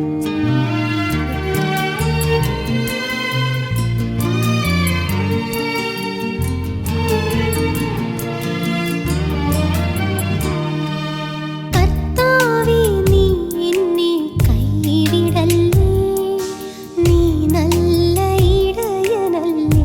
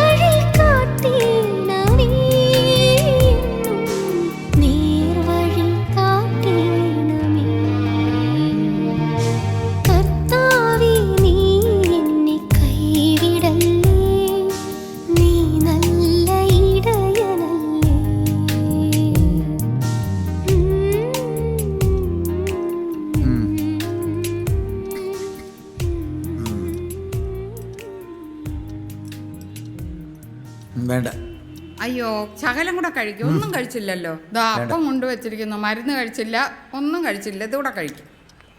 കഴിക്കു കുറച്ച്. മതി. ഭക്ഷണത്തിന് ശേഷമുള്ള ഗുളിക എടുത്തു വെച്ചിട്ടാ അമ്മച്ചി. ഇതെടുത്ത് കൊടുക്കണേ. ഞാൻ ഇപ്പൊ തന്നെ താമസിച്ചു. ഇനി കുറച്ചുകൂടെ താമസിച്ച് ആ മുതലാളി കിടന്ന് ബഹളം ഉണ്ടാക്കും. അപ്പച്ചനൊരു വല്ലാഴികയുണ്ട്. ആശുപത്രിയിലെങ്ങാനും കൊണ്ടുപോകണോ? ആ ആശുപത്രി പോണോ അപ്പച്ച? വേണ്ട മോളെ, നമുക്ക് പോണെങ്കിൽ പോവാം. ഞാൻ അന്ന് പോകുന്നില്ലെന്ന് വെക്കാം. മോള് പൊയ്ക്കോ. അമ്മച്ചി തണ്ട ആ ഡപ്പയിൽ ഒരു ചെറിയ ഗുളികയുണ്ട് ഐസോർഡിൽ. എന്തെങ്കിലും ആവശ്യം വന്നാൽ നാക്കിനെല്ലാം ഇട്ട് കൊടുത്തേക്കാം. നാക്കിനടിയിൽ എടുത്തല്ലോ. ആ എനിക്കറിയാം, ഞാൻ കൊടുത്തോളാം. എന്തെങ്കിലും അത്യാവശ്യം ഉണ്ടെങ്കിൽ എന്നെ വിളിക്കണം. വിളിക്കാം. മോള് പൊക്കോ. അപ്പച്ചന് എന്തെങ്കിലും വിഷമം തോന്നുന്നുണ്ടോ? ഇല്ല മോളെ, ഒരു ചെറിയ ശ്വാസതടസ്സം പോലെ. അത് കുറെ കഴിയുമ്പോൾ മാറും. തണ്ട ആ ഗുളിക കഴിക്കണം. അമ്മച്ചി എടുത്തു തരും. ബാക്കിയെല്ലാം ഞാൻ എടുത്തു വെച്ചിട്ടുണ്ട്. ഞാൻ കട ചെന്ന എനിക്ക് ആകെ ബഹളവാ. താക്കോൽ എൻ്റെ കയ്യിലില്ലയോ? ഞാനെന്ന് അവിടെ മരുന്ന് പോയ ചിങ്ങി. എൻ്റെ കർത്താവേ, കൊച്ചിനെ അനാഥയാക്കല്ലേ. ഇച്ചിരി മുൻചുണ്ടി കൂടുതലാണെന്നുള്ളതേ ഉള്ളൂ. ആള് പാവാ. എന്താ മോളെ അങ്ങ് തിരിച്ചു പോരുന്നേ? ഒരു വഴിക്കിറങ്ങിയതല്ലയോ? എന്തെങ്കിലും വയ്യാഴിയുണ്ടോ അപ്പച്ച? ഒന്നുമില്ല മോളെ.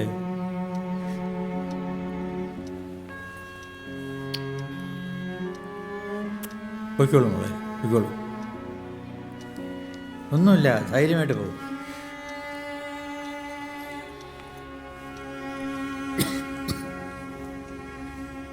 അമ്മച്ചിയുടെ കഴുത്തെ കിടന്ന മാല എന്തി? ചോദിച്ച കേട്ടില്ല. അമ്മച്ചിയുടെ കഴുത്തെ കിടന്ന മാല എന്തിന്ന്? കൊച്ചു മാല ഇടാതിരിക്കുന്നതും ഞാൻ മാലയിട്ട് ഞെളിയുന്നതിലും എനിക്കിത്തിരി വേദനയുണ്ട്. ഞാൻ ഇടാത്ത പോലാണോ നിങ്ങൾ? നിങ്ങളുടെ കഴുത്തെ കിടന്നും ഭർത്താവ് കെട്ടിത്തന്ന മിന്നുമാലയാ. എൻ്റെ കഴുത്തിലാരും കെട്ടിത്തന്നൊന്നുമല്ല. ഓ, എന്നാലും ഞാനത് വേണ്ടാന്ന് വെച്ചു. അത് ശരിയല്ല. നിങ്ങൾ മിന്നുമാല ഇടണം. കൊച്ചിൻ്റെ മാല കഴുത്തിൽ എപ്പോഴിടുന്നോ അന്നേരം അല്ലാതെ ഞാൻ ആ മാല ഇടത്തില്ല. ഞാൻ ഇട്ടോളാം. ഇപ്പം സമയമില്ല. ഞാൻ തിരിച്ചു വരുമ്പോൾ നിങ്ങളുടെ കഴുത്തെ മാല കാണണം. ഞാൻ പോവോ? ഓ,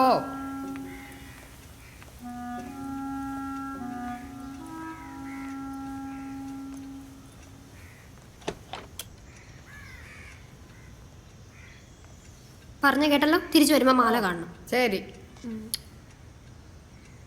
അപ്പച്ചനെ നോക്കിക്കോണേ അമ്മച്ചി. അതേപ്പറ്റി കൊച്ചൊന്നും അറിയണ്ട, ഞാൻ നോക്കിക്കോളാം. എന്തെങ്കിലും ആവശ്യമുണ്ടെങ്കിൽ വിളിക്കാം കേട്ടോ.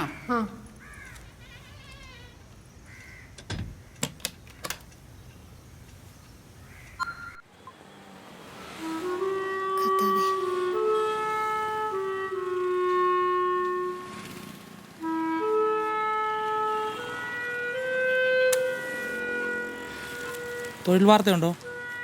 ഉണ്ട്, വരുന്നു. തൊഴിൽ വാർത്തയില്ല ചേട്ടാ, തൊഴിൽ വീതിയുണ്ട്. മതിയോ? എത്ര രൂപയാ? 12.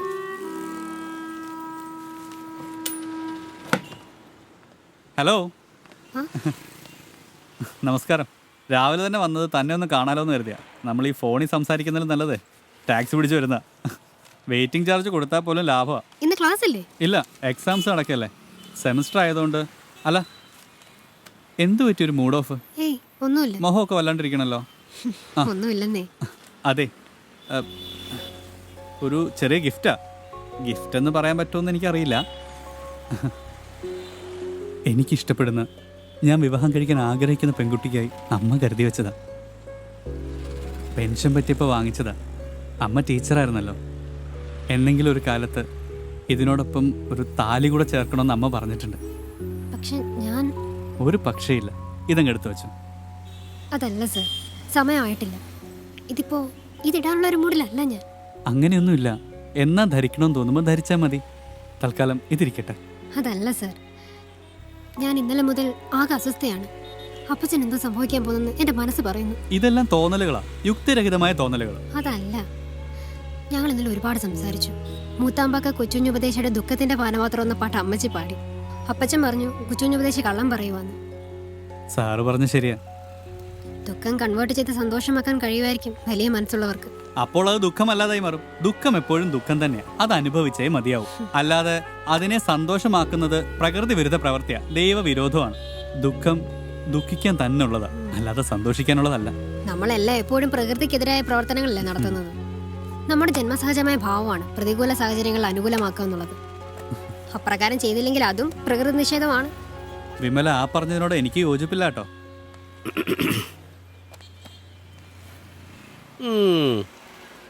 ഇത് ഞങ്ങളുടെ മുതലാളിയാ. ഓ ഹായ്. പ്രദീപ് സർ എന്റെ ഫ്രണ്ടാ, കോളേജിൽ പഠിപ്പിക്കുന്നു.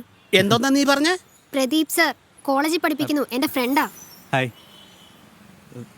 ഓഹോ, പൂച്ചയ്ക്ക് എന്നാ പൊന്നൊരുക്കുന്നിടത്ത് കാര്യം? കോളേജ് സാറുമാർക്ക് എന്നാ ഈ ബുക്ക് സ്റ്റാളിൽ കാര്യം?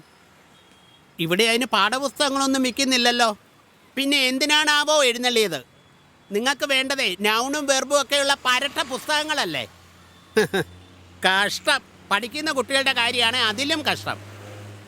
ഇവിടെയുള്ള നല്ല നല്ല നോവലുകൾ, കവിതകൾ, നല്ല നല്ല കഥാപുസ്തകങ്ങൾ, ഇതൊന്നും നിങ്ങൾക്ക് വേണ്ടല്ലോ. അതൊക്കെ പോട്ടെ, സാറിൻ്റെ വിഷയം എന്തോന്നാ? ഫിസിക്സ്. അത്തരത്തിലുള്ള ഒരു പുസ്തകം പോലും ഇവിടെ ഇല്ലല്ലോ സാറേ. പിന്നെ പഞ്ചാര അടിക്കാൻ കയറിയതാണല്ലേ? അല്ല അത് ഇന്നത്തേക്കായില്ലേ? ഇന്നത്തേക്കുള്ള തികഞ്ഞില്ലേ? എന്താ ഈ പറയുന്നേ? നീ അവിടെ ഇരിക്കുവതി, ഞാൻ ഈ പൂവാലിനോട് 2 വർത്താനം പറഞ്ഞിട്ട് വരാം. പോക്കൃത്തരം പറയുന്നോ? തനിക്ക് എന്റെ സ്വഭാവം അറിഞ്ഞൂടാ കേട്ടോ. നിന്റെ സ്വഭാവം അറിയാൻ ഞാൻ സ്വഭാവം നടനോ? ഓടോ, പണിയൊന്നുമില്ലാത്ത അലവലാദികൾ വന്നോളും രാവിലെ. തനിക്ക് പഞ്ചാര അടിക്കാൻ കോളേജിൽ എത്രയോ പെൺകുട്ടികളുണ്ടോ? പിന്നെ എന്തിനാടോ ഈ പാവം കൊച്ചിനെ കൂടെ ഇതിനിടയ്ക്ക് വലിച്ചഴക്കുന്നത്? കുറച്ചുകൂടെ മാന്യമായിട്ട് സംസാരിക്കണം. എനിക്ക് ഇത്തിരി മാന്യത കുറവാ. താൻ എന്താന്ന് വെച്ചാ അങ്ങ് ചെയ്യുക. എന്തോ എന്നെ വിളിച്ചോ? അപ്പൊ എന്റെ പേരറിയാം. ഞാൻ ഇവിടെ ഇപ്പൊ ഇറങ്ങോ? മതിയാക്കി തന്നെ പണിയൊക്കെ. നല്ല കാര്യം. ചുമ്മാതെ അങ്ങനെയൊന്നും ഇറങ്ങിപ്പോകാൻ പറ്റത്തില്ല. എൻ്റെ അടുക്കയിൽ നിന്ന് കുറേ പണം മുമ്പേറ് മേടിച്ചിട്ടുണ്ട്. നാരങ്ങ വെള്ളം കുടിച്ചതിൻ്റെയും പുട്ടടിച്ചതിൻ്റെയും കണക്കെൻ്റെ കയ്യിലുണ്ട്. ഇതിൻ്റെയൊക്കെ പലിശ സഹിതം ഞാൻ മേടിക്കും മോളെ. പ്രിയപ്പെട്ട നാട്ടുകാരെ, ദേ നിങ്ങളിത് കണ്ടോളൂ. ദേ ഇതാ പ്രതി. ഞാൻ എങ്ങോട്ടെങ്കിലും ഇറങ്ങുമ്പോ ഇതിനകത്ത് ഇതാ പണി. വാ. തൽക്കാലം നീ നിൽക്കും മോളെ. നിന്നെ ഞാൻ സാവകാശം ഇടാം. മുമ്പേറ് പണം കുറേ നീ വാങ്ങിയതാ. മറന്നുപോയോ? പാവ അപ്പച്ചൻ്റെ മരുന്നിന്, അമ്മൂമ്മയുടെ 41-ന് കാശ് ഇമ്മിണി നീ പിടുങ്ങി. അതിൻ്റെ ബാലൻസ് തരാതെ ഞാൻ നിന്നെ വിടത്തില്ല മോളെ. പിന്നെ നീ പുട്ട് തിന്നതിൻ്റെ നാരങ്ങ വെള്ളം കുടിച്ചതിൻ്റെയും വേറെ ഞാനത് മേടിക്കും. നിന്റെ പ്രോമിസറി നോട്ട് എൻ്റെ കയ്യിലുണ്ട്. അത് വെച്ച് ഞാനൊരു കളി കളിക്കും. ഉമ്മച്ചൻ വക്കീലിനോടൊന്ന് ചോദിക്കട്ടെ. അതെ, താൻ ടെൻഷൻ അടിക്കണ്ട, ഞാൻ കാശ് എടുത്തിട്ട് വരാം. അമ്പടി കേമി, നിനക്ക് തോന്നും ഞാനൊരു നക്കിയാണെന്ന് അല്ലേ? ഇത്രയും പണവും പ്രതാപവുമുള്ള വിഭാര്യനായ ഞാൻ പല പ്രാവശ്യം എത്ര മാർദ്ദവുമായി നിന്നോട് ഞാൻ പെരുമാറി, വെണ്ണനെയ് പോലെ പെരുമാറി. അപ്പം നിനക്ക് അഹങ്കാരം. അഹങ്കാരത്തിൻ്റെ ഫലം ആപത്ത്. മനസ്സിലായോ? നിന്നെ വേണമെങ്കിൽ കല്യാണം കഴിക്കാമെന്ന് ഞാൻ പറഞ്ഞു. നിന്റെ സൗന്ദര്യമോ തറവാട് മുഹിമയോ കണ്ടിട്ടല്ല, ദയ തോന്നി. DAYA, ദയ. ഒരു ഉപകാരം ചെയ്തേക്കാമെന്ന് വെച്ചു, അപ്പം ദയ കിടക്കുന്നു. അല്ലെങ്കിൽ ഇക്കാലത്ത് ആർക്കും ഒരു ഉപകാരം ചെയ്യാൻ പറ്റത്തില്ല. തന്റെ ജോലി എനിക്ക് വേണ്ട, തന്റെ ഒരു സൗജന്യം എനിക്ക് വേണ്ട. എത്ര കാലമായി സഹിക്കുന്നു. യഥാർത്ഥത്തിൽ ഇതാണ് സ്ത്രീ പീഡനം. പീഡനം എന്ന് പറഞ്ഞാൽ മറ്റേതാ. പത്രക്കാർ പോലും പറഞ്ഞു പരത്തുന്നത്. അതെനിക്കറിയാൻ മേലാഞ്ഞിട്ടൊന്നുമല്ല, കഴിവില്ലാഞ്ഞിട്ടുമല്ല. പിന്നെന്താ, ചില മറ്റുള്ള കാര്യം കൂടെ നോക്കണമല്ലോ. എനിക്ക് വേറെ പണിയുണ്ട്. നിന്റെ അടുത്ത് പഞ്ചാര അടിച്ച് നിൽക്കാനേ വയ്യ, കഞ്ഞുകുടി വിട്ടു. ഹലോ, ആരാ? അന്തോണിച്ചൻ തന്നെ. എത്ര കോപ്പിയാ വേണ്ടത്? തരാമല്ലോ. ഞാൻ ബൈബിള് വിറ്റാ കച്ചവടം പഠിച്ചത്. അതൊക്കെ ചുമ്മാ പറയുന്നതാന്നേ. അന്റാർട്ടിക്കയിൽ പോയി ഐസ് കച്ചവടം നടത്തി കച്ചവടം തുടർന്നവനാ ഞാൻ. അതാണ് ഈ അന്തോണിച്ചൻ. അറിയാവോ? ആ,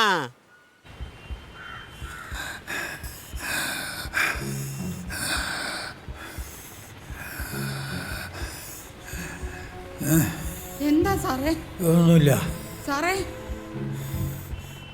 കുറച്ച് ചൂടുവെള്ളം കൊണ്ടുവരട്ടെ? വേണ്ട.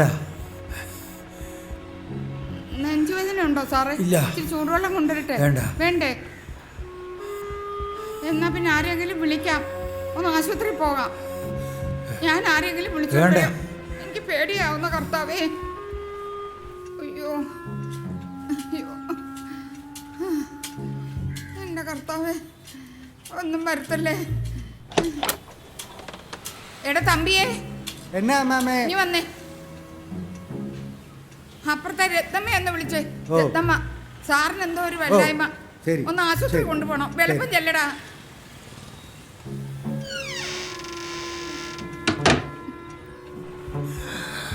എന്താ തീരെ വയ്യേ?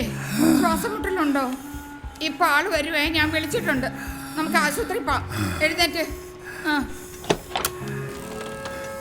ആ കൊച്ചിനെ ഒന്ന് വിവരം അറിയിപ്പിക്കണം. നമ്പർ 2 കലണ്ടർ എഴുതിയിട്ടുണ്ട്. ആ വേഗം ആ കൊച്ചിനെ വിളിച്ചെന്ന് വിവരം അറിയിക്കണേ. വണ്ടി വന്നതെന്ന് തോന്നുന്നു. ഞാൻ പോവാം. ഹലോ, ബുക്ക് സ്റ്റാൾ അല്ലേ? അതെല്ലോ. വിമല ഒന്ന് കിട്ടുമോ? കിട്ടും. ചില്ലറയായിട്ടും മൊത്തമായിട്ടും വിൽക്കാൻ വെച്ചിരിക്കുക.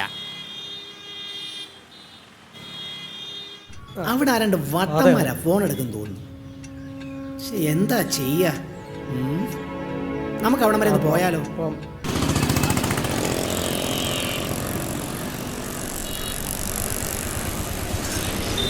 ചേട്ടാ വെയിറ്റ് ചെയ്യണേ. ഒന്ന് വെയിറ്റ് ചെയ്യണം. എന്താ വിമലെ, എത്ര പ്രാവശ്യം വിളിച്ചു? ഓരോരുത്തരായി മാറി മാറി വിളിച്ചല്ലോ. വേഗം വാ. എന്താ കാര്യം? അപ്പൊ നിങ്ങൾ ആ പോവാനല്ലേ? നിന്റെ മുഖം ഒന്ന് കാണണ്ടാ. അപ്പൊ താനാ ഫോൺ എടുത്തല്ലേ? തൽക്കാലം ഇത്രയും മതി, ബാക്കി പിന്നെ വരുന്നുണ്ട്.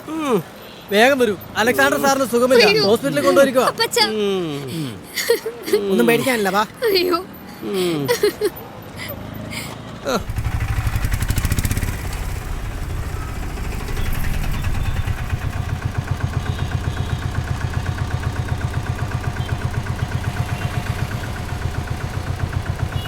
എവിടാ? ഐസിയുല.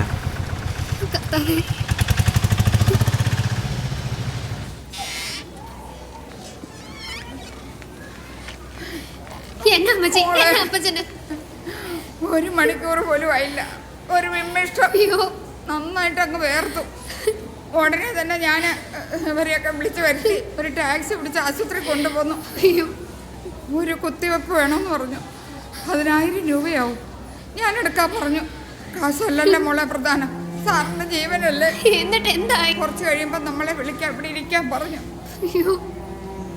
ഒന്നും ഭയക്കാനില്ല മോളെ, ദൈവം നമ്മളെ കൈവിടില്ല.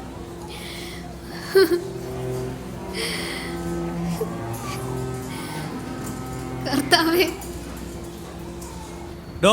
ഇതാരാ പോവാനോ? ഞാൻ പോലീസിലേക്ക് ആളെ വിട്ടിട്ടുണ്ട്. ഇതാ തന്റെ കാശ്. ഇനി മേലെ അവളെ ശല്യപ്പെടുത്തിയ അവിടെ നിന്നേ. ഇതന്നെ ഇത്രയും നാരങ്ങ വെള്ളം കുടിച്ചതിന്റെ പുട്ടു തിന്നതിന്റെ ഒക്കെ പലിശ കൂടെ തരണം. ഇപ്പൊ തന്നെ വേണം. എനിക്ക് ഇപ്പൊ കിട്ടണം. അയ്യോ, എന്താ ഇത്? ഇതിനെ ഞങ്ങളുടെ നാട്ടിൽ അടിയെന്ന് പറയും. പലിശയായിട്ട് വരവച്ചോ? ഞങ്ങളുടെ നാട്ടിലും ഇതിനെ അടിയെന്നാ പറയുന്നത്. എത്രയായി? 40 രൂപ.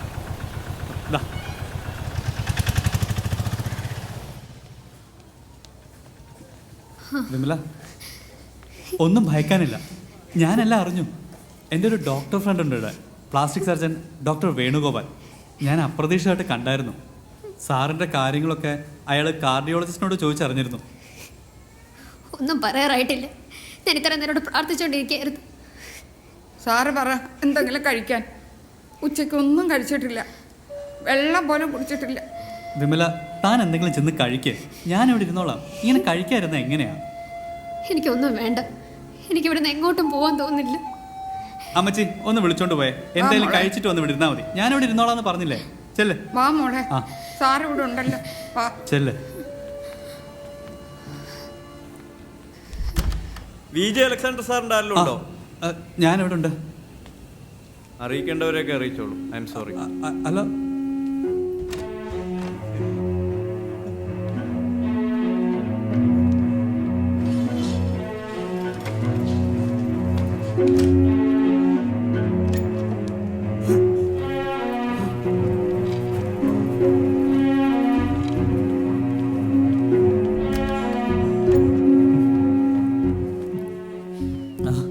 എന്താ സാർ?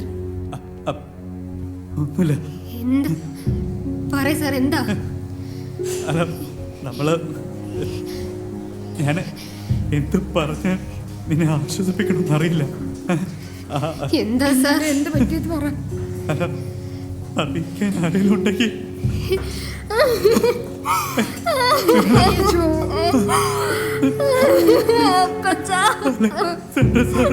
പോയി.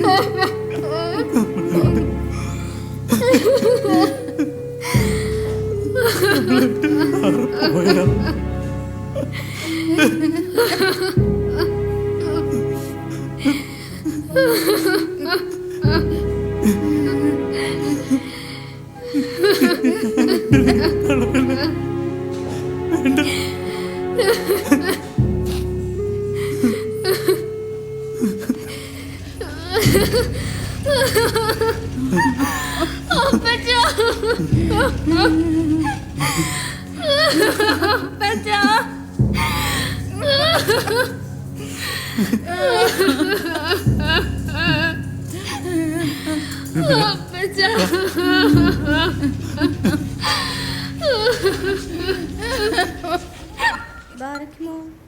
നീർത്തോടുകളിലേക്ക് ചെല്ലുവാൻ കാക്ഷിക്കുന്നത് പോലെ ദൈവമേ, എൻ്റെ ആത്മാവ് നിന്നോട് ചേരുവാൻ കാക്ഷിക്കുന്നു. എൻ്റെ ആത്മാവ് ദൈവത്തിനായി, ജീവനുള്ള ദൈവത്തിനായി തന്നെ ദാഹിക്കുന്നു. ഞാൻ എപ്പോൾ ദൈവസന്നിധിയിൽ ചെല്ലുവാനിടയാകും? നിന്റെ ദൈവം എവിടെ എന്നവർ എന്നോട് നിത്യം പറയുന്നത് കൊണ്ട് എൻ്റെ കണ്ണുനീർ രാവും പകലും എൻ്റെ ആഹാരമായി തീർന്നിരിക്കുന്നു.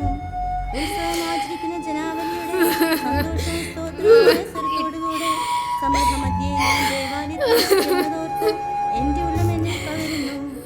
എൻ്റെ ആത്മാവേ, എന്നെ വിഷാദിച്ച ഉള്ളിൽ നിറങ്ങുന്നതെന്തോ? ദൈവത്തിൽ പ്രത്യാശ വയ്ക്കുക, അവൻ എൻ്റെ മുഖപ്രകാശ രക്ഷയും എൻ്റെ ദൈവവുമാകുന്നു എന്നീ വിഷാദിച്ചിരിക്കുന്നു. അല്ല, പറഞ്ഞ പോലെ അച്ഛനെ കപ്പ്യാരും ഇതുവരെ കണ്ടു. അവരുടെ ഇടവകയിലെ അച്ഛൻ. അതിനേത് ഇടവക? എല്ലാം കേസേ കിടക്കുക, സുപ്രീം കോടതിയിൽ ഇരിക്കുക. അതുകൊണ്ട് ഇപ്പൊ ആരും ഇല്ലാതായി. ഏതെങ്കിലും കക്ഷി ഉണ്ടായിരുന്നെങ്കിൽ അവരെങ്കിലും വന്നേനെ. ഇപ്പൊ തന്നെ കുർബാന കാർഷടിയിലാ നടക്കുന്നത്. പള്ളി RDOയുടെ കയ്യിലാ. നമുക്ക് മിനിസ്റ്റർ ഒന്ന് വിളിച്ചാലോ? ഇവിടുത്തെ പ്രശ്നം ഇവിടുത്തെ MLA കൊണ്ട് തന്നെ തീർപ്പിക്കണം. പോലീസ് പൊട്ടോസ് കൂടി തന്നെ സാറിന്റെ ശവം സാറിന്റെ വൈഫിന് അടുത്ത് തന്നെ അടക്കണം. അതാണ് എന്റെ ന്യായം. അത് നടക്കുന്ന കാര്യമല്ലെന്നേ. ആ സ്ഥലം പൈനമുട്ടിലെ വേവിച്ചാന്റെ അപ്പനെ അടക്കാൻ വേണ്ടി ബുക്ക് ചെയ്തിരിക്കുന്നത്. പൈനമുട്ടിൽ വേവിച്ചാനെന്നാ അലക്സാണ്ടർ സാറിന്റെ വൈഫിന് ഇപ്പുറത്താണ് നടക്കാൻ പറ്റത്തുള്ളൂ. നടക്കില്ലെന്നേ, നടക്കുന്ന കാര്യമല്ല. മരിച്ചു കഴിഞ്ഞാലും പ്രശ്നങ്ങൾ ബാക്കിയാ. ശവം അടക്കുന്ന ഇപ്പൊ എവിടെ ആയാലും ഞാൻ അതിലും കാര്യമുണ്ടെന്നേ. നിങ്ങൾ കൂടുതൽ പുരോഗമനവാദമൊന്നും പറയല്ലേ. നിന്റെ അപ്പനെ അടക്കേണ്ട അടുത്ത് നിങ്ങൾ സമ്മതിക്കോ? അതേതായാലും അതാ ഞാൻ പറഞ്ഞേ, ശവങ്ങൾക്കായാലും ആയിത്തോണ്ട്. ഈയിടെ ഞങ്ങളുടെ ഓതരെ കെട്ടിച്ച മാവിയുടെ മകളുടെ ഭർത്താവിന്റെ വീടിനടുത്ത് ഒരു പ്രശ്നം ഉണ്ടായി. അവിടെ അടുത്ത് ഏതോ ഒരുത്തന് ഇപ്പോഴത്തെ നടപ്പ് ദീനം അല്ല നടപ്പ് ദോഷം കൊണ്ടുണ്ടാകുന്ന ഒരുമാതിരി ഒരു ദീനം ഉണ്ടല്ലോ മോനെ, എയ്ഡ്സ്. അങ്ങനെ വന്ന് ഒരുത്തനൊക്കെ തട്ടിപ്പോയിട്ട് അവനെ അടക്കാൻ പെട്ട പാട്. നമ്മുടെ പള്ളി പുരാതന കാലം മൂലം ഉള്ളതല്ലേ.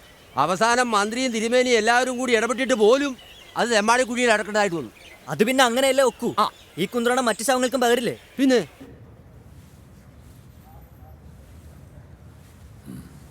മോളിങ് വന്നേ.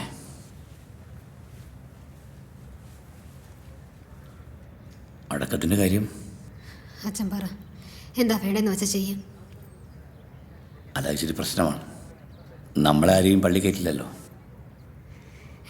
അപ്പച്ചൻ്റെ വലിയ ആഗ്രഹം വല്യമ്മച്ചൻ്റെ അടുത്ത്, ഡാഡിയും മമ്മയും അടക്കിയതിൻ്റെ അടുത്ത് അവിടെ തന്നെ വേണമെന്ന്. അത് കഴിഞ്ഞ് ധൂപ്രാർത്ഥന നടന്ന് ഓർമ്മ പെരുന്നാളിന് അവർ കല്ലറയ്ക്കൽ വന്ന് പൂർവ്വ പ്രാർത്ഥന നടത്തിയപ്പോൾ നമ്മുടെ ചെറുസെറ്റ് ഓടിച്ചിട്ട് തല്ലി. അതിൻ്റെ പകരത്തിന് വേണ്ടി നിൽക്കുക വടിവാളും കമ്പിയൊടിയൊക്കെ. പള്ളിമുറ്റം നിറയെ ഉണ്ടകളാ. സെമിത്തേരിയിൽ കുഴിയെടുക്കാൻ പോലും സമ്മതിക്കില്ല. അച്ഛൻ അപ്പച്ചൻ്റെ ആഗ്രഹം സാധിച്ചു തരണോ അച്ഛൻ? ഞാൻ മാത്രം വിചാരിച്ചാൽ നടക്കുമെന്നറിയില്ല. അലക്സാണ്ടർ സാറിൻ്റെ ബന്ധുക്കളൊക്കെ ഇല്ലേ? ചേട്ടനും അനിയൊക്കെ ഉണ്ടല്ലോ. എല്ലാവരും നല്ല നിലയിലുമാണ്. എബ്രഹാം സാറിനോട് കൊച്ചു നിന്ന് പറ. പുള്ളി അനിയനല്ലേ, എന്തൊക്കെയായാലും എന്തെങ്കിലും ചെയ്യാതിരിക്കുമോ? പിന്നെ അവരുടെ മക്കളും ബന്ധുബലവും ആവശ്യത്തിനുണ്ടല്ലോ. ബന്ധുബലം കൂടുതലുണ്ട്, എന്നാൽ അവരെല്ലാം രണ്ട് ചേരിയില്ല, തമ്മിൽ ചേരുകയല്ല. എൻ്റെ അപ്പച്ചൻ ആഗ്രഹിച്ച സ്ഥലത്ത് തന്നെ അടക്കണോ വെച്ചോ?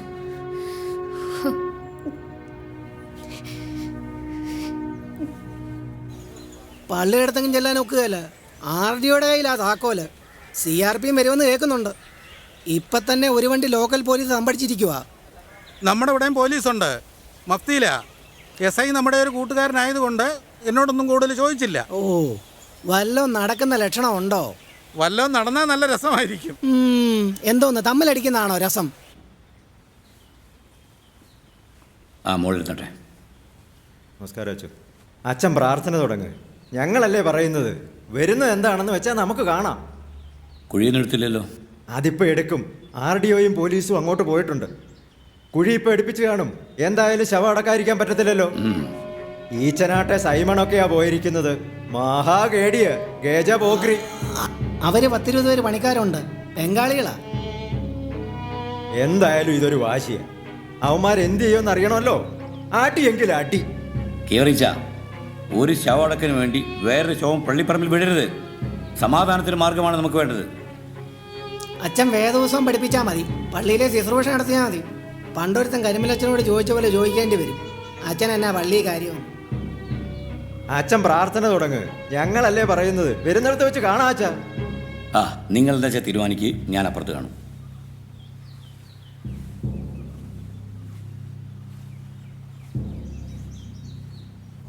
ഞങ്ങളുടെ കൊച്ചുമോൻ്റെ പെമ്പിളയുടെ കാര്യം എന്താണെന്ന് അറിഞ്ഞില്ല. PK ബെഹനാൻ്റെ ഒന്നും അറിഞ്ഞില്ല. വയറ്റ് കണ്ണി ഇന്നോ നാളെയൊന്നും പറഞ്ഞിരിക്കുക. അവള് പടിഞ്ഞാറ് കാര്യല്ലയോ? ആ, കാരിച്ചാല് എന്തായാലും ഒരു തീരുമാനം ഉണ്ടായിട്ട് അന്നാമ്മ പോയാ മതി. അമ്മാമ്മ കൂടെ ഇവിടെ ഇല്ലെങ്കിൽ ആകെ കുഴഞ്ഞു മറിയും. ഇത് ഇന്നും ഇന്നലെ തുടങ്ങിയതല്ല, പണ്ട് വട്ടിപ്പണം കേസ് പോലെ തുടങ്ങിയതാ. പറഞ്ഞിട്ട് ഒരു കാര്യമില്ല. അല്ല, വേറൊരു കാര്യം, ഈ കൊച്ചു കേരളത്തിലെ ഒരു കുഗ്രാമത്തിൽ വെച്ച് നടക്കുന്ന ഒരു ശവമടക്കിനെ ഡമാസ്കസിൽ വെച്ച് തീരുമാനം എടുക്കണമെന്ന് പറഞ്ഞാൽ വലിയ കഷ്ടമാണ്. എടാ, കഴിഞ്ഞ ആഴ്ചയും പ്രശ്നം ഉണ്ടായതാ. നമ്മുടെ അവിടെ അല്ല, കാട്ടൂക്കര പള്ളിയിൽ. കോടതി തീരുമാനമനുസരിച്ച് രാവിലെ 6 മണി മുതൽ 9 മണി വരെ ഒരു കൂട്ടർക്ക് കുർബാന, 9 മണി മുതൽ മറ്റേ കൂട്ടർക്ക്. 2 കൂട്ടരുടെയും മാറി മാറിയുള്ള കുർബാന കണ്ട് കർത്താവ് പോലും അന്തം വിട്ട് കാണുമല്ലോ. അതന്നെ തോമാച്ച ഒരുമാതിരി ആക്കി പറയുന്നു. ആക്കി പറഞ്ഞല്ലേ, കർത്താവാണെങ്കിൽ സഹിക്കുന്നതിന് ക്ഷമിക്കുന്നതിന് അതിലില്ലേ. എന്നിട്ട് ഞാൻ പറഞ്ഞതിന്റെ ബാക്കി പറഞ്ഞില്ലല്ലോ. രാവിലെ തന്നെ കുർബാനക്കാർ കുറച്ച് താമസിച്ചാ തുടങ്ങിയത്. 9 മണിയായപ്പോൾ മറ്റേ കൂട്ടർ വന്നു, പ്രാർത്ഥന തുടങ്ങി. ആദ്യത്തെ കൂട്ടരുടെ തീർന്നുമില്ല. പിന്നെ പള്ളി കിടന്ന് അടിയും പിടിയും. ഞാനുണ്ടായിരുന്നേ ദൃക്സാക്ഷിയായിട്ട്. ചെറുപ്പക്കാർക്ക് എന്ത് ഉത്സാഹമായിരുന്നു പള്ളി കയറി അടിക്കാൻ. പെണ്ണുങ്ങളും ഒട്ടും മോശമല്ല, അതും ചെറുപ്പക്കാരികള്. എല്ലാറ്റിനും ഇടയ്ക്ക് കിടന്ന് വിരകാനും. എന്തുവാ വിരകത്തുമ്പിള്ളേ വാഴ വെട്ടാൻ പറ്റത്തുള്ളൂ. ഇതൊക്കെയല്ലേ നമ്മുടെ തനി സ്വഭാവം. ഒരു കണക്കിന് നോക്കി അപ്പച്ചൻ കൂടുതൽ കിടന്ന് നരയിക്കാതെ പോയത് നന്നായി. വയ്യാണ്ടായ പിന്നെ ഒന്നുമില്ല.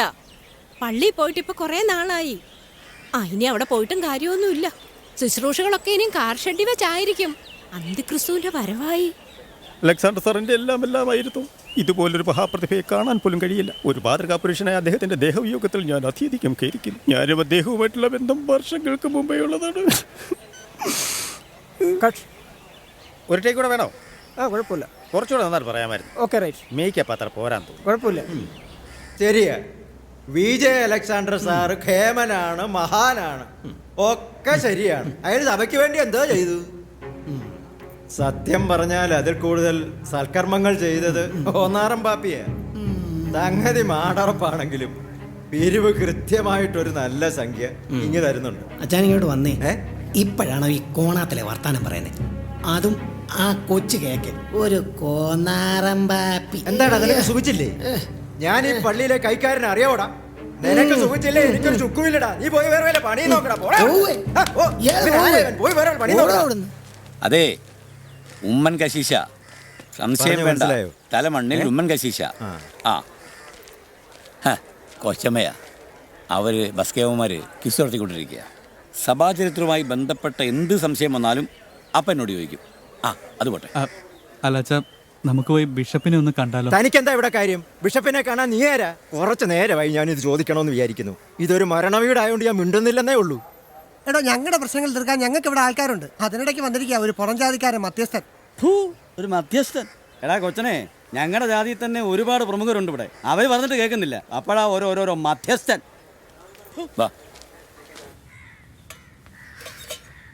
അമ്മാമ്മേ, ഞാൻ ഒന്ന് പുറത്ത് പോയിട്ട് വരാം. എവിടെ പോവാ? തിരുമേനി ഒന്ന് കാണണം. എന്തായാലും ഇതിനൊരു തീരുമാനം വേണമല്ലോ. അതിന് ആണുങ്ങളാരും ഇല്ലേ ഇവിടെ? കൊച്ചാണേ പോകുന്നേ.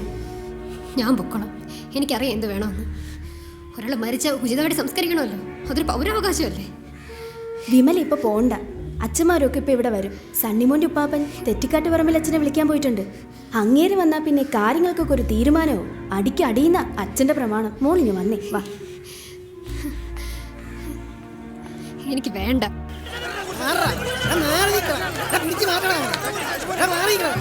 എന്താ അവിടെ നടക്കുന്നത്? കുരിശുയുദ്ധമോ? അതെ, കുരിശുയുദ്ധം കണ്ടില്ലേ?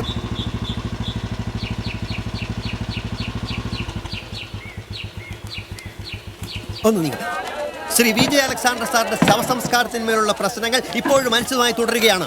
സഭയിലെ 2 വിഭാഗക്കാർ തമ്മിലുള്ള തർക്കത്തെ തുടർന്ന് പ്രശ്നം രൂക്ഷമായിക്കൊണ്ടിരിക്കുകയാണ്. അദ്ദേഹത്തിന് മാന്യമായ ഒരു ശവസംസ്കാരം വേണമെന്ന് സമൂഹത്തിലെ സാംസ്കാരിക നായകന്മാർ പ്രതികരിച്ചു കഴിഞ്ഞിരിക്കുന്നു. സംഘർഷഭരിതമായ ഈ സ്ഥലത്ത് കളക്ടർ, SP, RDO തുടങ്ങിയ സർക്കാർ ഉദ്യോഗസ്ഥന്മാർ ക്യാമ്പടിച്ചിട്ടുണ്ട്.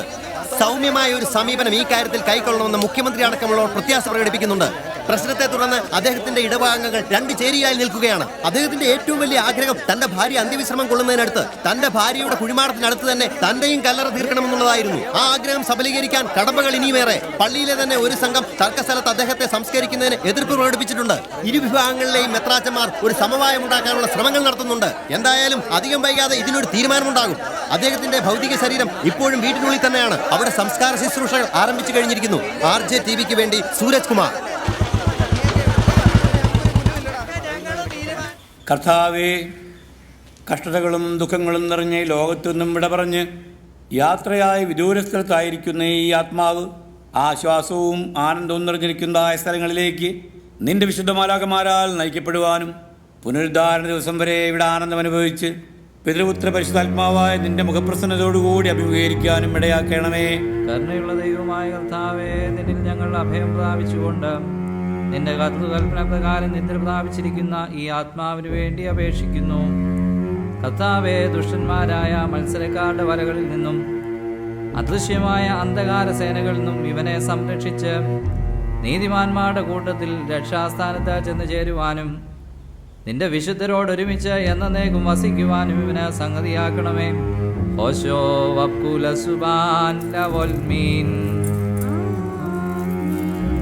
സംരക്ഷകനാം നാഥാദേവാ ലോയ്യൗഹാലേ ലോയ്യ. രാവും പകലും തിരുമുൻപിൽ കേണേൻ പൂകട്ടൻ പ്രാർത്ഥന നിൻ സവിധം. ഹാലേ ലോയ്യൗഹാലേ ലോയ്യ. ശ്രദ്ധിച്ചിടണമെൻ